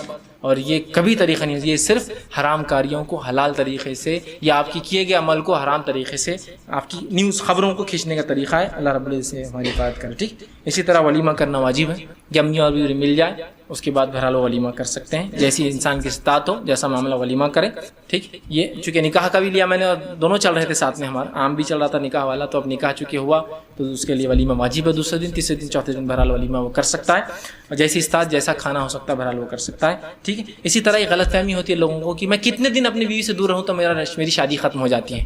تو یہ غلط فہمی جو پائی جاتی ہے وہ یہ ہے کہ 4 مہینے اگر ہسبینڈ وائف سے دور رہا, شوہر بیوی سے دور رہا, تو رشتہ ختم ہو جاتا ہے. تو ایک صاحب تھے بیچارے, وہ باہر جاب کے لیے گئے, جاب کو جا کے آنے کے بعد 4 مہینے کے اندر آ گئے. میں نے کہا ماشاءاللہ بہت جلدی چھٹی مل گئی, کفیل چینج ہو گیا, مطلب آپ پھر سے ایک ویزا لگا رہے ہیں, یا پہلے وزٹ ویزا پہ گئے تھے اب جاب ویزا ہے. تو کائے کا جاب ویزا اور کائے کا وزٹ ویزا بولے. بیوی کو کس نے بول دیا دوسری عورتوں نے کہ بولے 4 مہینے زیادہ شوہر باہر رہا تو خود بخود شادی ختم ہو جاتی ہے. جو چلا ہی بولے کہ 15 دن میں آنا پڑا ہے ہمیں. 3 مہینے ہو گئے تھے, بولے 3.5 مہینے میں پہنچ گئے. ہاں بول کے تھک گیا میں, ایسا نہیں ہے بولے. نہیں بولے حضرت عمر نے بولے تھے بولے. تو میں نے سمجھا میرے بھائی, حضرت عمر نے جو ہے ایک بار حفصہ رضی اللہ عنہا جو امہات ہے رسول اللہ صلی اللہ علیہ وسلم کی بیوی تھی, بعد میں جب آپ خلیفہ بنے تو آپ طے کر رہے تھے کہ ایک فوجی کو کتنے دن میں چھٹی دینا چاہیے, منیمم ہاؤ مینی ڈیز چھٹی, تاکہ وہ گھر جائے. تو آپ نے اپنی بیٹی چکی تھی اور امہات سے کہا کہ ایک عورت کتنے دن بغیر شوہر کے رہ سکتی ہے. تو انہوں نے کہا 4 مہینے تک درست ہے, اس کے بعد مشکل ہوتا ہے. تو کہا پھر فوجیوں کو 4 منتھس کے بعد کمپلسری ہالیڈے ملے گا. تو 4 مہینے کے بعد واپس جانا ہے اپنے گھر اور پھر آنا ہے. سمجھ رہے ہیں بات کو؟ یہ رسول اللہ کا ڈکٹیشن نہیں تھا, یہ رسول اللہ کی سنت نہیں تھی. یہ تو ایک مصلحت کے تحت, ضرورت کے تحت کیا گیا. لیکن اگر میاں بیوی دونوں راضی ہے سال بھر کے لیے, 2 سال کے لیے, لیکن میں بھی اجازت دوں گا کہ آپ 4 سال اور 6 سال باہر رہیں, سبحان اللہ, پھر کیوں شادی کرتے ہیں؟ اس کی تکلیف زندگی اس کو وہیں شادی کر کے 6 سال تو وہاں ہیں آپ, شادی وہاں کیجیے, یہاں مت کیجیے ہندوستان میں. آپ سمجھے, بہت سے لوگ شادی یہاں کرتے ہیں 4 سال چھوڑ کے جا رہے ہیں. یہ تو بالکل قطعاً میں اجازت نہیں دوں گا, میں بھی کہوں گا ظلم ہے. مجبوریاں الگ ہو سکتی ہے, حالات بہرحال وہ ایک الگ شکل ہے عام حالات میں. آپ پھر وہاں شادی کیجیے نا, 4 سال وہاں ہیں, کچھ دن یہاں آتے ہیں. ورنہ ایسی بھی لڑکیاں بیچاری شادی ہوتی والدین دے دیتے, 4 سال میں 1 بار شوہر آتا باہر سے, اللہ رحم کرے. بہرحال تو یہ 4 مہینہ غلط فہمی ہے. لیکن میاں بیوی اگر کامنلی ڈسکس کر کے طے کر لیتے ہیں کہ بھائی 4 منتھس کیا 1 year at least 11 months 12 months میں آ جائیے 1 منتھ کے لیے, ٹھیک ہے. لیکن اگر بیوی راضی نہیں ہے تو آپ نہیں جا سکتے, اس لیے کہ پھر خدشہ ہے کہ وہ کوئی غلط کام نہ کر لے آپ کی غیر میں. چونکہ جیسا آپ کو جنس ہے, خواہش ہے, اس کو بھی جنس ہے, اس کی بھی خواہشات ہیں, اور شریعت نے دونوں کی خواہشات کو مد نظر رکھتے ہوئے ہی تمام باتیں یہ کہی ہے. ٹھیک. اسی طرح جو ہے ایک سوال جو آتا ہے, کسی کا نکاح نہ ہوا ہو تو ٹھیک, وہ اپنی شرمگاہ کا کیا استعمال کر سکتا ہے یا کر سکتی ہے؟ نکاح نہیں ہوا, نکاح کے بعد ہی شرمگاہ استعمال ہوگی. لیکن اگر نہیں ہوا ہے نکاح, مرد ہے عورت ہے, تو کیا شرمگاہ کا استعمال کر سکتی ہے ذہنی سکون حاصل کرنے کے لیے؟ تو یاد رکھیے یہ جائز نہیں ہے. ٹھیک ہے, جس کو مشت جنی بولیں گے, ماسٹربیشن بولیں گے, اور یہ مرد اور عورت دونوں کر سکتے ہیں. ٹھیک ہے, تو یہ شرمگاہ کا ایسا استعمال شریعتاً جائز نہیں ہے, یاد رکھیے. اور علماء نے فقہاء نے اس کو مکروہ کی اصطلاح میں جو ہے اس میں رکھا, یاد رکھیے. ٹھیک, تو لہٰذا اس سے پرہیز کرے, اس لیے کہ اس کی جو نقصانات ہیں دے آر مچ ہے, بہت زیادہ لاسز ہے, جس کے اندر انسان اپنی مکمل توانائی طاقت ہے اسی میں گنوا کر شادی کی عمر آنے تک جو اپنی صحت, اپنا جسم, اپنی عقل, اپنی صلاحیتیں, اپنی سوچ کو برباد کر چکا ہوتا ہے. پھر اس کو بیوی کے ساتھ رہنے میں مزہ نہیں آتا, اس کو اپنی سوچ کے ساتھ اور اپنے جو ہے شرمگاہ سے وہ خود فائدہ اٹھا لیتا ہے. یاد رکھیں شرمگاہ کا استعمال میاں اور بیوی کر سکتے ہیں, اس کے علاوہ کی اجازت نہیں دی جا سکتی. یاد رکھیں. ٹھیک, اب آئیے آخری بات اور آخری کلمات یہ کہ اب یہ کون کر سکتا ہے یہ عمل؟ اب تک میں جو بولتا آیا یہ عمل کون کر سکتا ہے؟ وضاحت کے لیے کر رہا ہوں صرف. یہ عمل صرف اسلامی شریعت کے اعتبار سے میاں بیویوں سے یا بیوی سے اور بیوی اپنے شوہر سے کر سکتی ہے. یہ جو میں اتنا بولتے آ رہا تھا جب سے کیا کیا کرنا ہے, یہ کون کر سکتا ہے, آخر میں نہ بولا تو پتا چلا کہ بھائی اب تو معلوم ہو گیا. وضاحت کے لیے کر رہا ہوں, کہ تو لوگوں کو کیا ہوتا ہے فتویٰ شاپنگ کرتے ہیں, جو بات پسند کی آگے اتنا لے کے اپنا عمل نکال کے ہم نے سن لیے تھے وہاں. تو یہ عمل صرف وہ کر سکتا ہے, ایک آدمی اپنے بیوی یا بیویوں سے, یا ایک عورت اپنے صرف شوہر سے یہ کام کر سکتی ہے, جس کو سیکس, جس کو ہم بستری, جس کو جماع کہتے ہیں. ٹھیک ہے, یہ صرف میاں اور بیوی کر سکتے. ٹھیک, اب اس کے علاوہ کون نہیں کر سکتا؟ تو اس کے علاوہ کوئی بھی کسی سے نہیں کر سکتا یہ عمل. کہ تو آج تو پتہ نہیں کون کون کس سے کر رہا ہے. مرد اور عورت کو تو سمجھ میں آتا تھا, عورت اور عورت, اور مرد اور مرد, اور مرد اور جانور, اور جانور اور مرد, اور پتہ نہیں عورت اور جانور, اور پتہ نہیں کیا کیا چل رہا ہے. اس لیے میں کہہ رہا ہوں وضاحت ضروری ہے. ہومو سیکشولیٹی, بسٹیلٹی, اور این نمبر آف چیزیں میں وہ کر سکتا ہوں. تو یاد رکھیے, تو یہ صرف ایک مرد اپنی بیوی یا بیویوں سے اور ایک بیوی اپنے شوہر سے کر سکتی ہے. اس کے علاوہ کوئی بھی کسی سے یہ کام نہیں کر سکتا ہے, کوئی بھی کسی سے کام نہیں کر سکتا. ٹھیک ہے, بات واضح ہے. اب اگر میاں بیوی کے علاوہ یہ کام کوئی کرتا ہے, ایک مرد اور ایک عورت یہ کام کرتے ہیں, تو اس کام کو جس کو ہمارے زمانے میں افسوس کے ساتھ کہہ رہا ہوں, دل پر پتھر رکھ کر کہہ رہا ہوں, ہمارے زمانے میں جس کو ہم فیشن, ایک عام بات, لڑکا لڑکی نے فلاں عمل کر لیا, زندگی گزارنے کا طریقہ ہے بھائی, اس کے بغیر زندگی تھوڑی گزرتی ہے, جس کو ہم ایک غلطی, ایک غلط فہمی, ایک لا علمی, ایک معصومیت کا نام دے کے بہرحال رکھ رہے ہیں. یہ عمل کو اسلام میں زنا کہتے ہیں. سیکس آؤٹ آف ویڈلاک اسلام میں جائز نہیں. اس کو فورنیکیشن کہتے ہیں, اس کو اڈلٹری کہتے ہیں. اس لیے کہ زنا جو برائی لاتا ہے وہ یہ ہے, شریعت چاہتی ہے کہ تمہاری نسلیں درست ہونا. نسلوں پہ بڑا اہمیت ہے شریعت میں, جینالوجی, آپ کی نسلیں درست. اور جب انسان زنا کرتا ہے تو حرامی لوگ انٹروڈیوس ہوتے ہیں نسلوں کے اندر, اور یہ بہت سخت جرم ہے شریعت. تو صرف میاں اور بیوی عمل کر سکتے, اس کے علاوہ کرنا شریعت زنا, اڈلٹری, فورنیکیشن, سیکس آؤٹ آف ویڈلاک اسلام میں جائز نہیں. یاد رکھیے کسی بھی لحاظ سے جائز نہیں ہے. یہ بہت سخت جرم ہے, لیکن دنیا نے آج اس کو فیشن, ایک عام بات, چلتا ہے, کیا ہوتا ہے, سب کر رہے ہیں. معصومیت, بچوں سے غلطی ہو جاتی ہے ایسی, یہ غلطی نہیں ہے, بہت سنگین چیز ہے. اس کے لیے بچوں کو آپ کو تربیت دینا ہوگی. ان کے نکاح نہیں بھی ہوئے تو ان کو تربیت دینا ہوگی, تاکہ وہ پتہ چل جائے ان کو کہ کہاں یہ چیز کا استعمال ہو اور کہاں یہ نہیں ہو سکتا. ٹھیک ہے, تو یاد رکھیے جس چیز کے لیے شریعت اتنی بڑی سزا دی وہ معمولی گناہ نہیں ہو سکتا. یاد رکھیے. اب بہرحال تو اب جو چاہے اس عمل کا فائدہ اٹھانا, جو چاہے کہ ہم بستری کا فائدہ اٹھائے تو کیا کرے, وہ بہرحال شادی کرے, یہی اس کے لیے ایک طریقہ ہے. ٹھیک, اور یہ آدھا دین ہے. یاد رکھیے آپ صلی اللہ علیہ وسلم نے نکاح کو آدھا دین کہا, طہارت کو آدھا ایمان کہا, ہے نا. تو نکاح آدھا دین ہے. تو جو چاہتا ہے اس نعمت کا فائدہ اٹھائے اور لطف اندوز ہو دنیا کے اندر, جس شادی کیجیے, یہی اس کا جائز اور بہترین طریقہ ہے. والدین اس سے بچوں کے لیے خاص طور سے غور کریں کہ ان کے نکاح میں وہ جلدی کرے, تاکہ وہ اپنی شرمگاہ کے شر سے اور اس کے غلط استعمال سے بچتے رہیں. بہرحال اس سے ان کا آدھا دینی مکمل ہوگا اور وہ برائی سے بچتے بھی رہیں گے. بہرحال میں اپنی بات اسی پر ختم کروں گا. میں نے کوشش کی کہ جو کچھ باتیں جو جائز حلال ہے اور جو حرام ہے رکھوں. کچھ باتیں آگے پیچھے میں نے کور کی نکاح کے تعلق سے, اور کچھ وضاحتیں میں نے بہرحال کچھ پوائنٹس جو کنٹینیو کوشچنس تھے اس کو میں نے جواب دینے کی کوشش کی. اب بہرحال جو ہے اللہ رب العزت سے دعا ہے آخر میں کہ اللہ سبحانہ تعالیٰ جو کچھ کہا سنا گیا اس پہ عمل کی توفیق عطا فرمائے. ہم تمام کو زندگی کی ہر شعبے میں شریعت کی اور نبی اکرم صلی اللہ علیہ وسلم کی اتباع کرنے والا بنائے. ہم تمام کے لیے دین اسلام پر چلنا آسان کرے. جو کچھ خطائیں, لرزش اور گناہ اس معاملے ہوں گے اللہ اسے ہم سے معاف کرے, ہم سے دور کرے, ہماری توبہ قبول کرے. جب تک ہمیں زندہ رکھے اسلام اور ایمان پر زندہ رکھے. خاتمہ ہمارا ایمان پر ہو. آخر دعوانا الحمدللہ رب العالمین. سبحان ربک رب العزت عما یصفون والسلام علی المرسلین والحمدللہ رب العالمین. بسم اللہ الرحمن الرحیم. الحمدللہ رب العالمین والصلاة والسلام علی خاتم النبیین والمرسلین. رب اشرح لی صدری ویسر لی امری واحلل عقدۃ من لسانی یفقہوا قولی. کسی نے سوال کیا کہ پہلی رات میں کون سا عمل ایک کے بعد ایک کرے, تحفہ, سر پر ہاتھ رکھنا, دعا کرنا, ساتھ میں نماز پڑھنا, ترتیب بتائیے. کسی نے سوال کیا اس کی ترتیب کیا ہوں گی. تو سب سے پہلے انسان جب اپنی بیوی سے خلوت میں جائے تو اس کو تحفہ دے, ٹھیک, یا اس کے سر پر ہاتھ رکھے. کچھ بھی بات پہلے ہو سکتی ہے اس معاملے میں. اگر پبلک میں اور وہیں تحفہ دینا چاہتا ہے تو وہاں دے دے. بعد میں گھر میں اندر روم میں جائیں گا تو سر پہ ہاتھ رکھیں گے. اگر پبلک میں یہ نہیں ہوا, جیسے آپ نے تو سب کے سامنے دیا ہے عائشہ کو, وہاں نہیں ہوا تو پھر روم میں جائے تو تحفہ دے, پھر دعا کرے. اینی تھنگ, کچھ بھی ہو سکتا ہے. پھر سر پر ہاتھ رکھے, تحفہ دیا, سر پر ہاتھ رکھا, دعا کی. اس کے بعد ہم بستری کی دعا کر لیں, چاہے ہم بستری پھر کبھی بھی شروع کریں, ٹھیک, دعا کر لیں. یہ ترتیب بہرحال اس کی ہو سکتی ہے. کسی نے ایک سوال کیا, کیا اپنے گھر پر نہاتے وقت کپڑے لے کر نہانا ضروری ہے؟ تو دیکھیے, اگر انسان اپنے گھر میں ہو تو اس کو اختیار ہے وہ جیسے چاہے نہائے, اپنے حمام میں ہو. لیکن اس کے علاوہ ہو تو بہرحال احتیاط کرے. عورتوں کے لیے تو بالخصوص, مرد ہو تو سطر ڈھک کر نہائے. اس لیے کہ بہت سارے صحابہ کے تعلق سے آتا ہے وہ سطر ڈھک کر ہی نہاتے تھے. لیکن کھلے نہانے میں کوئی حرج یا کوئی حرمت حرام نہیں ہے, تو کھلا بھی نہا سکتے ہیں. اور عورتیں اور مرد گھر میں بہرحال کھلے بالکل نہا سکتے ہیں, اس میں کوئی حرج نہیں ہے. باہر ہو تو بہرحال اس کا مسئلہ ہے, یا پھر کوئی چاہے اتنا حیادار ہو کہ اپنی شرمگاہ بھی نہ دیکھنا چاہے, یہ تو بہت افضل اچھی بات ہے کہ وہ اپنی سطر ڈھک کر نہایا کرے, شرمگاہ کو ڈھک کر وہ نہایا کرے. کسی نے ایک سوال کیا کہ آپ نے کہا کہ تسبیح کرنا, اچھا بہرحال یہ سوال عنوان سے متعلق نہیں ہے. اس سوال کیا, what about a boy who is unmarried and sees a girl or a woman outside, married man should go to her wife, then what about bachelors. کسی نے کہا کہ ایک لڑکا جو غیر شادی شدہ ہے وہ کیا کرے, کہ تو آپ نے فرمایا کہ جو شادی شدہ آدمی کسی عورت کو دیکھے تو گھر چلے جائے اپنی بیوی کے پاس, غیر شادی شدہ کیا کرے؟ تو غیر شادی شدہ میرے مشورے پہ کام کرے, شادی کرے. میں نے آخر میں اس لیے کہا نا, کون فائدہ اٹھا سکتا ہے اس چیز کا؟ جسٹ آپ جو ہے شادی کر لے, یو گیٹ میرڈ, اور آپ اس کا فائدہ اٹھائیں. اب آپ کہیں گے میں شادی نہیں کر سکتا تو آپ مت دیکھیے, پھر سمپل. مطلب میں یہ نہیں کہہ رہا ہوں شادی شدہ مرد دیکھے, وہ بھی نہ دیکھے, لیکن آپ تو بالکل نہ دیکھے. تو بہرحال غلط دونوں کے لیے, لیکن شادی نہیں ہوئی تو بہرحال آپ کے لیے نظروں کا پردہ بہت اہم ہوتا ہے، یاد رکھیے یہ پردہ ہی بہت سارے پردوں کی وجہ بنتا ہے.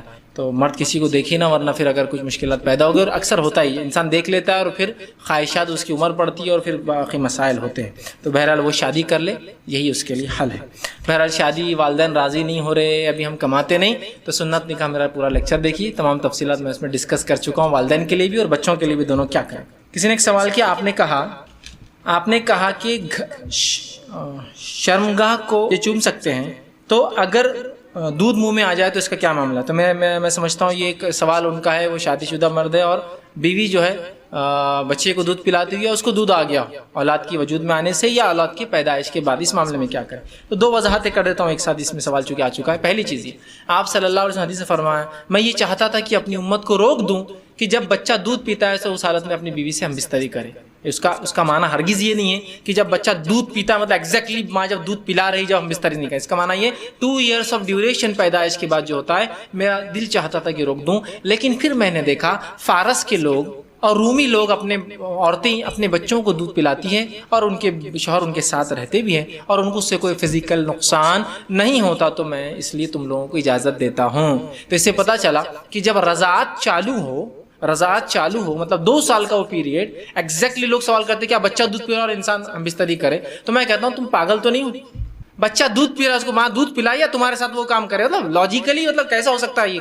کوئی میکینیکل تو نہیں نا، آپ کی بھی ادھر کھانا بھی پکا رہی، بچہ دودھ بھی پی رہا اور آپ باقی کام بھی کر. ہاں مطلب مجھے سمجھ میں نہیں آتا ہے، انسان جب اپنی بیوی کے ساتھ سب سے سکون میں ہوگا تبھی کام کریں گا. تو وہ جو حدیث میں الفاظ ہے ایگزیکٹلی پلانے کا نہیں، ایگزیکٹلی مانا ہے ان ڈیوریشن آف 2 ایئرس، وہ 2 سال جو رضاعت کی مدت ہے، تب انسان چاہے تو اپنی بیوی سے ہم بستری کر سکتا ہے. اب لیکن اس دوران ہم بستری کرے تو بھائی کا سوال تھا اور انسان چھو سکتا ہے چوم سکتا ہے. تو اگر اپنے بیوی سے جو ہے وہ ہم بستری کا ارادہ رکھے یا چھوئے اور چومے، اور بیوی جو ہے دودھ پلاتی ہو بچے کو یا حاملہ ہو تب بھی دودھ آ سکتا ہے اس کو، تو اس معاملے میں پھر کیا؟ تو یاد رکھیے اس معاملے میں آپ کو احتیاط کرنا پڑے گا. بہرحال احتیاط کریں اور اس کے لاسز ہو سکتے، تو لہٰذا جب آپ ایسی حالت میں بیوی سے بستری کریں، اور چھونے اور چومنے کی میں نے بات کی، تو لہٰذا پھر وہاں اگر چھوئے اور چومے تو پھر آپ اس معاملے میں احتیاط کریں گے کہ دودھ حلق کے اندر نہ جائے، ٹھیک. کسی نے ایک سوال کیا عورتوں کا، اچھا وہ سوال بہرحال آ گیا ہے، پی سکتے ہیں. ایک دوست نے اس حدیث سے ثابت کرنے کا حوالہ دیا ہے. کسی نے کہا کہ کیا عورت کا انسان مطلب اپنی بیوی کا دودھ پی سکتا ہے؟ عورت سے مراد اب پورے درس میں بیوی تھی اور مرد سے مراد پورے درس میں شوہر تھا، یاد رکھیے. تو کیا عورت کا دودھ پی سکتا ہے؟ تو شوہر اپنی بیوی کا دودھ نہیں پی سکتا. ٹھیک ہے، تو بہرحال ایک روایت ایسی آتی ہے، لیکن وہ روایت تعلق سے میں بیان کرتا ہوں، میاں اور بیوی کے تعلق سے نہیں، وہ ایک الگ روایت ہے جس میں ایک صحابیہ کا غلط استدلال تھا. ان کا استدلال یہ تھا کہ اگر کسی شخص کو اپنا محرم بنانا ہے تو رضاعت قائم کر لو، رضاعت قائم ہو جائیں گی تو وہ محرم بن جائیں گا. تو ان کو یہ مسئلے کا علم نہیں تھا کہ رضاعت صرف 2 سال میں قائم ہوتی ہے. انہوں نے اپنے غلام کو دودھ نکال کر دے دیا تھا، کھلایا نہیں تھا، نکال کر دے دیا تاکہ وہ غلام ان کا کیا بن جائے؟ محرم، اور گھر میں آیا جایا کرے. لیکن ان کو اس مسئلے کا علم نہیں تھا کہ رضاعت صرف 2 سال میں قائم ہوتی ہے. پھر انہوں نے جب امہات سے سوال کیا کہ میں نے اپنے غلام کو تاکہ وہ میرا بیٹا بن جائے اس طرح کا عمل کیا ہے، تو انہوں نے کہا رضاعت صرف 2 سال میں قائم ہوتی ہے. انہوں نے دودھ نکال کر دیا تھا اس کو تاکہ وہ پی لے تو سمجھے نا، رضاعت قائم بیٹا بن جائے.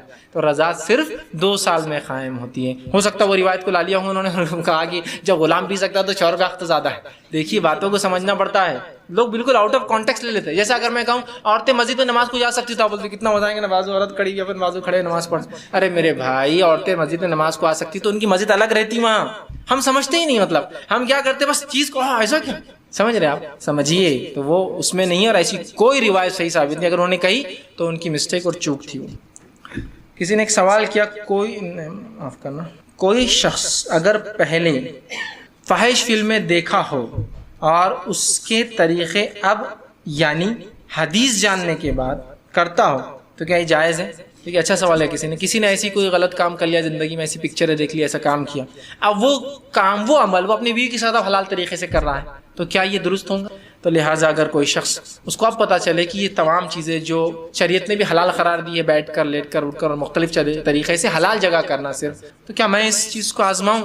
تو اور اگر میں نے پہلے دیکھا ہوں تو بہرحال وہ اس نیت کو چھوڑ دے, اللہ سے توبہ کرے سچی, اور اس کے بعد عمل کرے تو انشاءاللہ عزیز وہ گناہ میں شامل نہیں ہوں گا اور وہ کر سکتا. جی جی بھائی نے اچھا سوال کیا کہ میں نے جو کہا کہ جو مرد رات میں سوئے بیوی کو جمع کرے پھر وہ جو ہے اس طرح سے وہ کرے تو اس کو مرد کو ثواب ملے گا, عورت کو کیا ملے گا؟ تو عورت بھی اس پہ عمل کرے, جمعہ کو جائے, اس کو بھی ثواب ملے گا پورا 1 سال کے روزے اور 1 سال کے اس کا. کیونکہ حدیث میں الفاظ کیا ہے؟ غسل کرے, کروائے, جمعہ کو جائے, خطیب سے نزدیک بیٹھے, اس کو غور سے سنے. عورت کے لیے ہوگا کہ وہ بھی گھر سے جائے, جمعہ کی نماز پڑھے, پہلی صفوں میں بڑھے, چونکہ خطیب تو دیکھ نہیں رہی ہے, پہلی صفوں میں بیٹھے, اس کو بھی اس کا اجر ملے گا. ٹھیک, تو لہٰذا عورت کے لیے بھی وہاں جانے کا اجر ملے, چونکہ حدیث میں پورے الفاظ ہے, پھر جمعہ کے لیے جائے, خطیب سے نزدیک غور سے سنے, پھر لوٹ آئے تو اجر ہے. تو لہٰذا عورت بھی جمعہ کو جائے پھر, اور ماشاءاللہ ایسی بہت ساری مسجدیں جہاں جمعہ کو عورت جا سکتی ہے تو جائے, تاکہ وہ دونوں مل کر فائدہ اٹھائے اس ثواب کا. ٹھیک, مطلب اپنا بھی خواہش کی خواہش پوری اور دوسرا فائدہ کا فائدہ. ٹھیک, بہرحال کسی نے ایک سوال کیا جمعہ کی کتنی مدت کے بعد غسل کیا جا سکتا ہے؟ جمعہ کی کتنی مدت کے بعد, اچھا جمعہ کی کتنی مدت کے بعد غسل کیا جا سکتا ہے؟ تو جمعہ کے بعد بہرحال ہم بستری کے بعد, اسی کوئی مدت نہیں ہے, آپ فجر سے پہلے کریں میکس, جس کو ہم کہہ سکتے ہیں, مطلب آپ رات میں جمعہ کیا, جو وقت آپ سو رہے تھے, جو آپ کے پاس ٹائم تھا, اس کے فجر سے پہلے کر لیں, بس یہ مدت میں میکس کہہ سکتا ہوں, منیمم کچھ بھی ہو سکتی ہے. ہاں, اب اس میں کم از کم کیا مدت کا آپ لحاظ رکھیں, اتنا لحاظ رکھیے کہ مرد کی شرمگاہ سے منی پورا نکل جائے اور اس کے بعد کسی مادے کے نکلنے کا امکان نہ ہو, اس لیے کہ اگر نہانے کے بعد منی نکلے گا تو پھر غسل پھر سے کرنا پڑے گا. ٹھیک, تو اتنی دیر رک جائے جس کے اندر اندازہ ہو جائے, اور منی کی خصوصیت یہ ہوتی ہے کہ وہ پہلے گاڑھا ہوتا ہے اور جیسے ہی وہ ماحول میں آتا ہے اور ملتا ہے تو وہ پگھلنا شروع ہو جاتا ہے, پتلا ہو جاتا ہے. تو شرمگاہ میں اللہ کا ہی فضل یاد رکھیے, ورنہ اگر وہ گاڑھا ہی رہتا تو شرمگاہ سے نکل نہیں پاتا تھا. تو نکلنے کے بعد جو خود بخود پتلا ہو کر باقی چیزیں نکلنا شروع ہو جاتی مادہ, تو بہرحال اتنی دیر آپ رکے رہیں جب وہ پورے نکل جائے, جس کے لیے مختلف وقت ہو سکتے ہیں, انسان اپنے اعتبار سے جانچ لے, آدھا گھنٹہ 1 گھنٹہ, بہرحال وہ ڈیپینڈ ہے. بہرحال میں اس کے بارے میں کوئی واضح یا کلیئر بات نہیں کر سکتا ہوں, اس کے اعتبار کر لے, اس لیے کہ اگر اس نے فوراً کر لیا اور پھر منی نکلا اس کے بعد تو پھر غسل کرنا پڑے گا. ٹھیک ہے, تو پورا منی نکل جائے تو اس کے لیے وہ یہ کام کرے کہ انسان ہم بستری کرے, اور ایسا ہم بستری کرے کہ پیشاب کا کچھ حصہ روک کے رکھے تو ابھی اس نے نہ کیا ہو, اس کے بعد ہم بستری کر لے. ہم بستری ہونے کے بعد اگر اس کو جلدی غسل لینا ہے تو اس کے بعد تھوڑی دیر وہ رکا رہے 15-20 منٹ, جس سے منی پگھل جائے گا. اس کے بعد پیشاب کر لے تو پھر وہ نکلنے کا امکان پورا ہی ختم ہو جاتا ہے منی بعد میں, اس کا غسل کر سکتا ہے. لیکن ویسا نہیں کریں گا تو پھر امکان بڑھ جاتے ہیں کہ منی نکلتا رہے گا بعد میں, تو منی نکلیں گا تو غسل نہیں ہوگا. تو رک جاؤ اتنی دیر جتنی دیر میں آپ کو لگتا ہے, اور یہ ڈیپینڈ ہے ہر انسان کے اوپر. اگر کسی سے زنا ہو جائے تو اس کی معافی کیا ہے؟ تو دیکھیے زنا ایک بہت سخت جرم ہے.